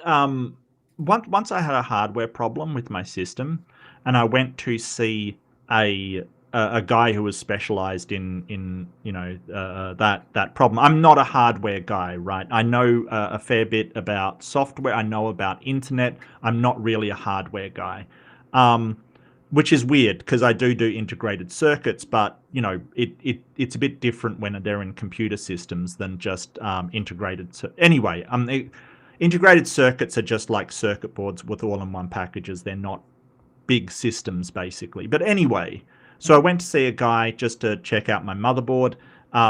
He sort of said, oh, yeah, it's got this problem with this part. and whether we need to replace it or not was a bit up in the air, but he's like, okay, let me see what I can do. Anyway, to cut a long story short, he basically was like, oh, no, I know you from this company. Don't worry about it. I'm like, no, absolutely not. And he's like, yeah, but it's a quick fix, like it should be fine. No, right? The whole part is, and I said to him, look, your time is valuable. You don't get to say to people, oh, no, it's quick, therefore I'm not taking anything from it. This is a business and your time is valuable. And I always want to pay people for their time, right? There's some very good friends, but like he was more of an acquaintance, and saying, oh, don't worry. I understand that generosity. At the same time, you should be taking money for your time. Now, there's other friends I have. I've set up their internet. I've set up networks. I've set up servers for them. I've done work for them, and they do stuff for me. Like it's an exchange of stuff. And no one's keeping track of it, but it's just a fairly, if they have internet problems, they call me. If I have problems with electrics, I'll call them, just a back and forth. But, just don't worry about it. No, you don't do that to people. You don't do that. It's like the wise sage Jason Asano once said, friends don't count favors, but you have to be behaving like a friend for that to work. You know what? You know how to tell a real friend? If you're moving and somebody just helps you move out of the blue without any expectation of anything, that's a friend, right? Because moving sucks. That's a shitty job. And, if someone's willing to help you, that's a good friend. Because you need it. That's a good friend, in my opinion. Good mate. Now she's telling mutual friends I'm being cold. Oh, so I explained it's my livelihood, not a hobby, and I need boundaries. There's that word again. There's that word. We've gone on about it again and again. Boundaries. Those wokies and their self-respect. Right. Now she's telling mutual friends I'm being cold. Yeah, and that's manipulative. Because she's basically trying to get friends to pressure you. I feel guilty, but I can't keep giving free sessions. And I understand that. You want to help them out, but you can't go on. There's a boundary there. So if we ignore our boundaries, what will happen is we will resent somebody because that boundary is being violated. It's going to irk her. It already does. And she's going to end up resenting that person. So the boundaries are being made not just for the person doing the massages, but also for her friend. So she doesn't resent the fuck out of her. Right? Right. The whole feeling guilty. No.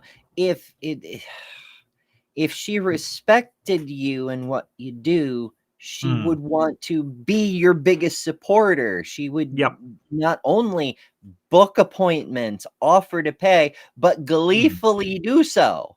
Yes. You know what? We have a phrase. I want to get this phrase from Australia out into the world. And Jess, the Transmetal Alchemist, will know this one. Okay. It's called mates rates. Okay, I want to get this out into the world, right? Like, it's basically, mates rates are basically just a discount for a friend. That's basically it. And Jess will know all about that one because she's Australian as fuck. So, yeah. I've heard that rumor. Yeah, absolutely. She's awesome. Yeah, so mates rates are just like, you usually don't ask for them, but someone goes, look, I'll charge you mates rates. It means, look, I'll just give you a discount. And like, she's just saying, hey, she's not playing for products and things. Like, she's not, what'd she say? She's not even a small fee for supplies. Look, small fee for supplies, another, small fee way under what you charge for your time, mates rates. Yeah. Yeah, everyone knows about mates rates. Now you do too. Let's get this out there. Nothing wrong with mates rates. Let me get the poll because I am a poll lover.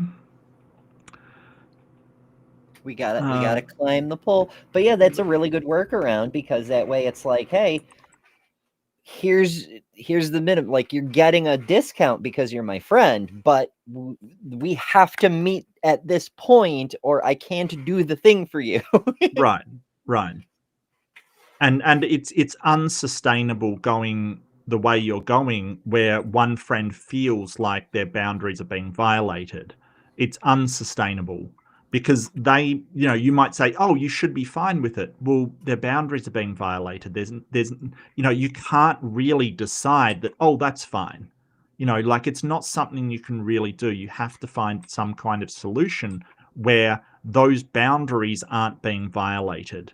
And that may be a compromise, like mates rates, or maybe once every month or something. Like something a bit more manageable. It might be a compromise, but you've got to solve that problem somehow. And just sort of saying we'll get over it isn't a solution. It's not. I don't think so. Okay. What have the Redditors got to say? NTA. Look, this tells me nothing about why. I'm very disappointed with you, Ad Accomplished. You don't tell me why. Not the arsehole should be thankful you've done it thus far. Slightly better. Still doesn't tell me that much, but hey, is that it? Oh, get her to clean your house for free. Hey, that could be a possibility. I mean, I don't know what the other person does for a living or can do. Maybe she's really good at baking. If she comes over and bakes me cookies, I might give out a free massage. Hell, I'd be on board with that. Like, quite frankly, if she's a good cook, hey, that's awesome. Maybe she does cakes. She seems like that kind of person. Not the asshole. Your friend should want to support you in your business. Yeah, and that's exactly what Ember was saying. Mm-hmm. Full price too. I don't believe in a friend or family discount. I think it's fine. I pay them full price plus tip if the job allows it. I would tell her from now on that she needs to start paying you or go somewhere else for one. Right. Yeah. Like if she doesn't want it from you, she's only going to you because it's free. Like if...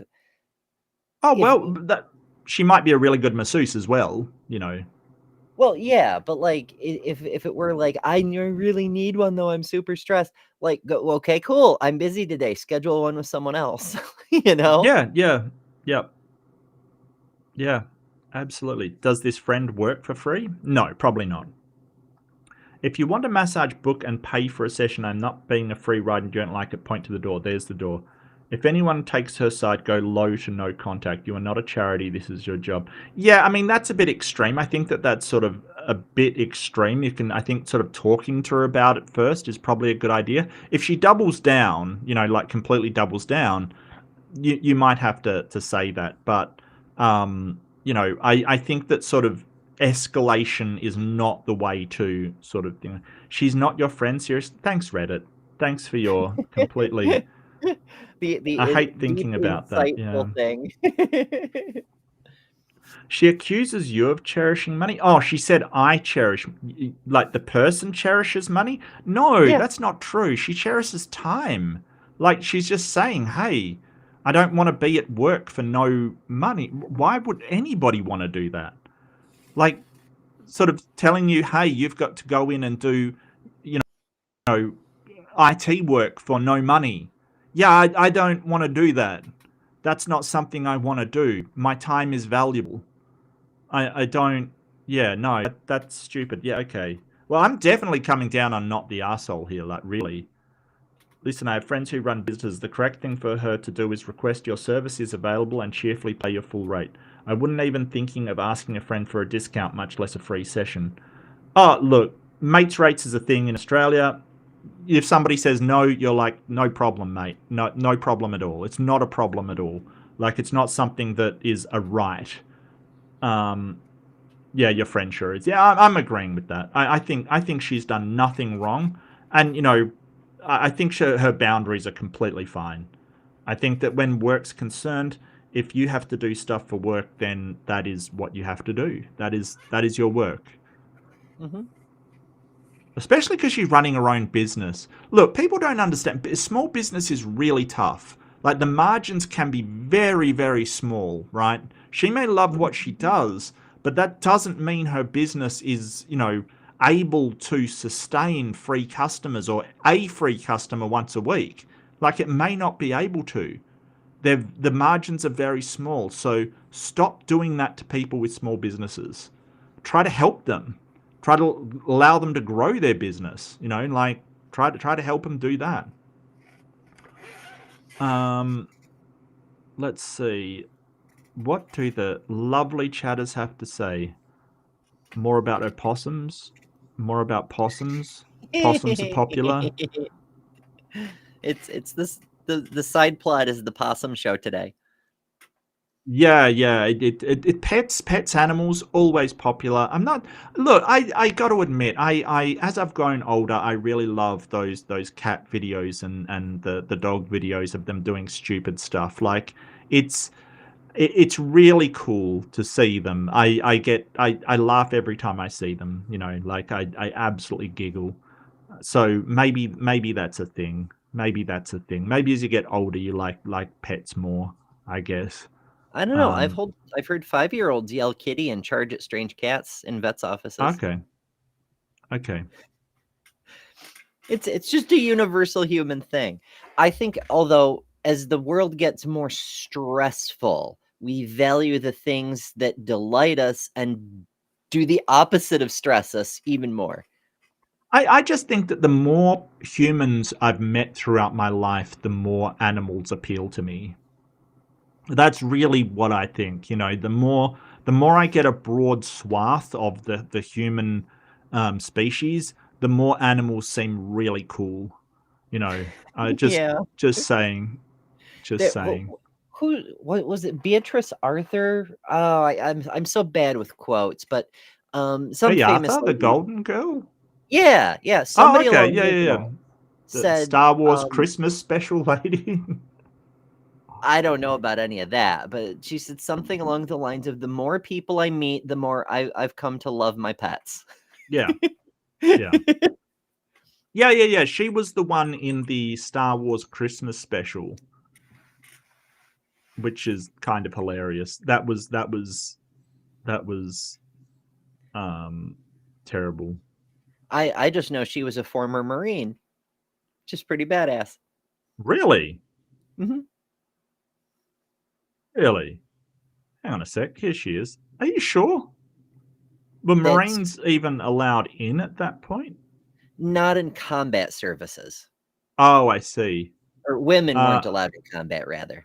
Oh, it was the Marine Corps Women's Reserve. No, she definitely was in the Marines, but it was a woman's reserve, which is fine. Yeah, she was during World War II. Oh, that's full on. That's awesome. There you go. Okay. Jess says, if my friend was a professional massage therapist, I would insist on paying them much more than their regular rate. Yeah, I don't think that's necessary, Jess, but I think that, you know, paying them their regular rate is a good thing to do. I'm not sure why you would pay more. I don't know. Respect the borders. Yeah. Well, I mean, oof. Yeah, I'd like to say that to Russia at the moment. Wow. Mm-hmm. Yeah, if you could stop like flying drones and planes into NATO countries, that would be great. Okay, thanks. Like, come on, Putin. What are you doing? Stop Stupidity says, helping a friend is one thing, but she's taking advantage of one. Yeah, absolutely. I agree.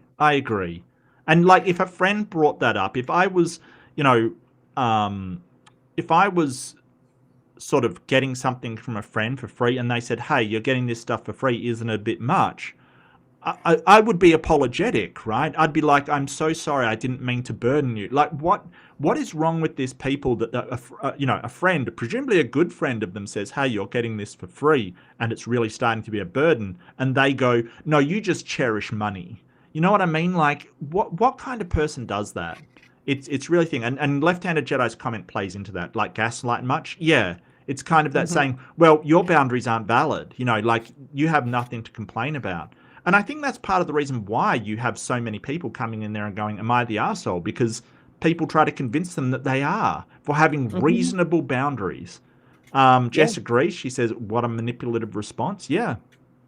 Actually, that's a really good point. The entire reason this particular subreddit exists is people are like, did I do something wrong? Am I being gaslit by my asshole friend? Right. And it's sometimes really nuanced, and it's harder to, because people are like, who would need to be told this?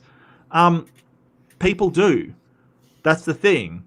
You know, like it's like we talk about. I was talking about the bite model of cults the other day. I can't remember what it was in relation to, but you know, when people get convinced and gaslit, sometimes they just don't know. Like they need other people to come in and say, "Hold on, you're being taken advantage of and being manipulated." That's the thing about manipulation. You sometimes can't see it because it's manipulative, right? Like that's the whole point about it. So I totally understand why. I mean, some I don't. Some I'm like, yeah, this is a bit straightforward. But some, you know, you're like, no, I understand why you could be convinced by a person who you think is a very good friend of yours and that you trust that you shouldn't have a problem with this, when in fact you really should, because they're being manipulative. I totally understand it. Ugly German Truth says, sound like the friend does cherish getting free stuff more than the workload of a bestie. Yeah. And now gets in a sniff over it. Yeah. It's pretty horrible. And yes, someone cherishes free massages. Yes. The other person, they seem to just enjoy what they do and, you know, are concerned about their business. Yeah. How dare you like what you do? This is capitalism, damn it. Jessica says, this favor, so she's suggesting something you should say. This favor I've been doing you has been getting difficult due to money, time, and energy. I thought we were friends. I guess you don't like me after all. Yeah, I don't know. I think that sort of that, that speaking for other people's emotions probably isn't a good idea. It's good just to say, you know, I cannot continue on the same thing that we are doing, and sort of laying it down like that. Because if you start to speak to people's emotions, she may say, no, that's not what I thought at all. You're putting words into my mouth, that kind of stuff. So I would probably just take a different tact kind of thing. But, you know, I get what you're saying, that it, you know, if they were a friend, they wouldn't be taking advantage of you like that. And I get that. The friend cherishes money too much to part with it to pay for a fair service. I agree. It is hypocritical. It is, absolutely.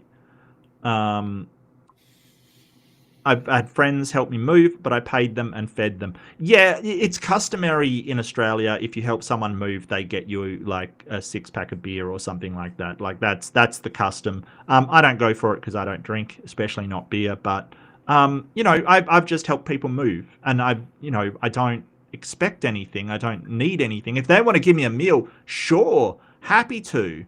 You know, let's sit down, let's have a chat, let's laugh, let's you know, make the most of life. But you know, someone needs help, a mate needs help, I'm there. I'm the first there. I'm all in. I'm all in. But you know, there's a limit. There's definitely a limit. You know. Stop Stupidity says, just because you like what you do doesn't mean you want to do it for free. Yep. And Jessica knows all about mates rates. Absolutely. I love what I do, but I want my check. Well, it's not just want, it's more you need your check. You know, you need to, for that amount of work and the stress and the time it takes, you need to be compensated, because that's how the world works. You know, that's how you have your hobbies and your time off and what you're doing. That is just the way the world works. Ugly German Truth says, so would warrant officer rates be even better? You shut your mouth. You shut your mouth right now. That's unwarranted. That's, wow. All right, both of you are terrible. Both of you are absolutely terrible. I love you both. That's terrible. Titan says, yeah, when I had friends volunteer to help me move, I bought them dinner. Yeah, that's totally cool. I'm right there on board with that. Yeah, absolutely. Jess says, if you have an acquaintance who recommends your service and you charge a discount in order to encourage the word of mouth spreading information about your business, absolutely. It's always a good idea, yeah. Ember says, I used to offer cumulative discounts to people who marketed my work. Send me 5 people, for example, 50% off. Sure, yeah. Sounds like a pyramid scheme to me, but never mind. It's not a pyramid. It's a never mind. It's a trapezoid program, right? Like yeah. Like if people just did random referrals, then I'd give them 10% off if they send me a person, whatever. But then I had some people who were like, I want to like do this seriously, and I'm like, okay, we can work out a thing. Like you can you do your influencer thing, but also market me in the process, and then you know we'll work together. I won't charge you as a photographer, you don't charge me as a model, and we'll both make both of our marketing material, kind of thing. Yeah, absolutely. Jess says mates rates can work both ways. I can insist on paying more than the usual regular rate rather than getting a discount. Absolutely. That's not a problem. Stop the Stupidity says, after I had my car accident and broke my back and messed up my hip on the day before I moved, all my friends helped and I grilled out and bought the beer because that's how friendship would work. Absolutely. And we're not counting the amount. This is the thing. Sometimes just showing that you appreciate it is the deal, right? Just showing that you appreciate it. That's all. I totally think I thought everyone hated money. You know what? I kind of have a love-hate relationship with money. I hate what it does to people. You know, I like being able to live, but you know, I hate that you know, people do make a class system out of it. It's very bad. Yeah, I hate money's influence on society, but I do appreciate and even, dare I say, value money for the fact that it's a lot easier to carry in my pocket than 16 sheep. Right. Absolutely. Yeah. Not that we couldn't do that. It just, yeah. Where's my bag of holding? Yeah, and they could go broke. Yes, yeah, it's an untenable business plan. Yes, I agree with you. You know, you have to make that track. Yes, I totally agree with you. Stop stupidity. Pets will never stab you in the back. Have you had a cat? I was just gonna say someone needs to. I have a kitty for you to meet. Like I'm thinking maybe not metaphorically, but even metaphorically they will as well. You know, like they will literally slap stuff off you know, high places just because they don't like it being there. Curse your sudden but inevitable betrayal. They will literally and metaphorically stab you in the back, and I love them. I love them. Yep. Oh, it's only a pyramid of the downline pit. Okay, got you. Yeah. Well, you know, priority. Diamond level Ember gets every. Yeah, okay, fair call. How did the poll go? What did people think? Posters in the right? Yeah, I agree. Nothing wrong with this one at all. In America. Yeah, I mean that's no problem. Okay.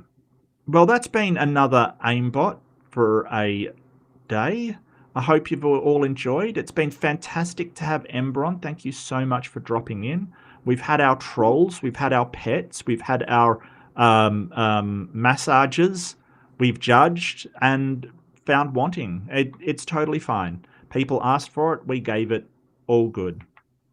Yeah, no, I agree, Jedi. Cats will literally look you in the eye as they knock over something, knowing that they shouldn't do it. And just you know, blatantly in your face betray you, stab you in the back. And they will literally like jump on your back and dig claws in. They will literally stab you in the back, which is, you know, pointy little beans climbing up your backside. Yep. I don't have a cat anymore. Lynn is just incredibly allergic to them. But I always loved, like, when I was younger, and my cat would be draped around my neck, you know, as that added difficulty level of having a cat weigh your head down as you're trying to do it. Just a gorgeous memory, you know. So yeah, the shoulder like cats. like a parrot, a mink ruff kind of thing, you know, like this cat just draped around my neck. And just like, you wonder why I have nerd neck? I blame my cat. Right. I used to wear my I had a California king snake. She was an albino, so she was purple, which is amazing. But I wear her the same way, and because she's a king snake, which is they're a constrictor, sometimes she'd do the necktie thing. Oh. She was very cuddly. Okay. She was only a couple feet long. She didn't have enough strength to actually do anything, but like, you know. Oh, Jesus is your savior. Oh, we've got a late stage person in chat. Look, if you want to talk about it, I'm still here. There's a link in chat. You can join. Talk about Keep why. your That's fine. Carpenter ghosts to yourself, thank you. No. Well, actually, I was a Bond villain in my youth. No, I had hair in my youth. Ugly German truths. I had hair in my youth, so no. It's true. I've No. seen a photo of young Mark. Yes. Yep. Yeah. What a handsome young man, right? Like seriously, what happened? What happened? Like seriously. Yeah. You've seen a photo of me with my hair. Yeah. So I did have. So yeah, I wasn't like bald in my youth. So no, I couldn't have been. Anyway, do take care. What have we got coming up? We've got Fundamentalist Fails on Thursday night Eastern Time. We have the debate coming up. I think that we're going to be doing a non-Leo Filius debate. We haven't heard back from him as far as I know, whether we can set that up for the next one. So I know that he's working a lot, so please, don't hassle him. He's got a lot on his plate. So, we just would love to have him on, but, life happens. Everyone has life happening. So, do be aware of that. We will get him if we can. If our schedules don't line up, that's just the way of things. It's very difficult to do that sometimes, especially this time of year for Leo. Yeah, eventually. Like, this is just a busy time of year in his work, so totally understand that. Not a problem at all. But we will have something Saturday night Eastern Time for the debate review over on Ember's channel. And I will put Ember's channel into the video description. If you are watching this at a later date, enjoying cats and pets and massages and all kinds of moral judgment, I definitely will put their link in. But I will drop it in the chat because I can do that. We have the power. We can work chats and things. Yeah, so, if the person in the chat, what's his name? Stimulu. Is that like Cthulhu? Stimulu. If you want to drop in and talk about it, I'm totally fine with that. But one of the questions I would have is, why is Jesus our savior? And what are they saving us from? Would be my questions. Is it one of those sacrifice yourself to save yourself from the rules that you're in charge of sort of situations? Possibly. That's what I'd want to know. Like what are they saving us from? And how do you know that thing actually exists is probably a more pertinent question. A lot of it's a good starting point, yeah. Well, a lot of the analogies have, if someone tells you about a fire, you refusing to get out of the house is pretty stupid. And it's like, yeah, but if there's no smoke and there's no heat and I can't see a fire and I walk around the house and for the life of me, I can't see a fire, and you insist that it is on fire, well, why should I think it is? It's a spiritual fire. Okay, that's weird, but sure. I mean, that's a conversation, right? That's a conversation you can have, but I'm more than happy to have that conversation. But it doesn't look like they're going to drop in. So don't forget, be kind to yourself. If you are working, you're working hard, you're getting paid to work, and friends start taking advantage of it, you feel that boundary has been violated, you get to decide, hey, that is my work. You have to keep it professional. You're fine to say, do favors for friends and, be comfortable in what you're doing as far as that's concerned. But you can't just say, hey, I'm going to work for free because it's my friend. You have to have some sort of reciprocity in there. And I've talked a lot about why reciprocity is important. We're just I hate to use the word term, we're hardwired that if things aren't reciprocated, either in respect or, people doing things that we do for them, then you will feel resentment. That's just the way social animals work. So, and that's okay. It may not be a exact exchange, like you have to do exactly this amount of hours for me, but you need to feel like that work you're doing for them is appreciated in some way, right?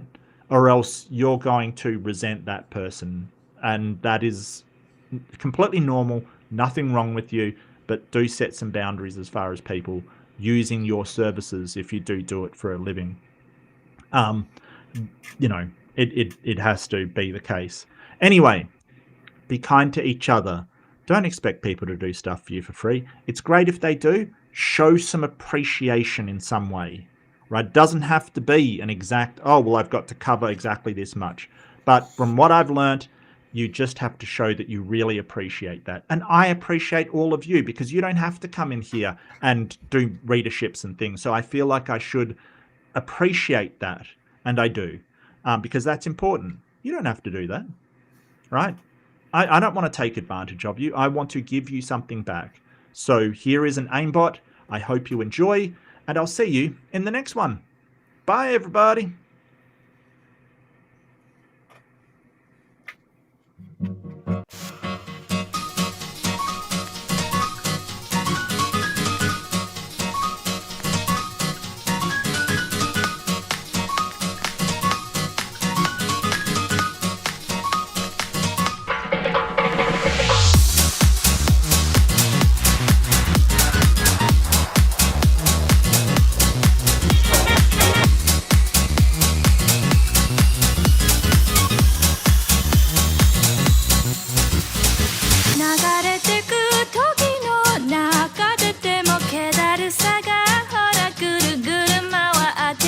She got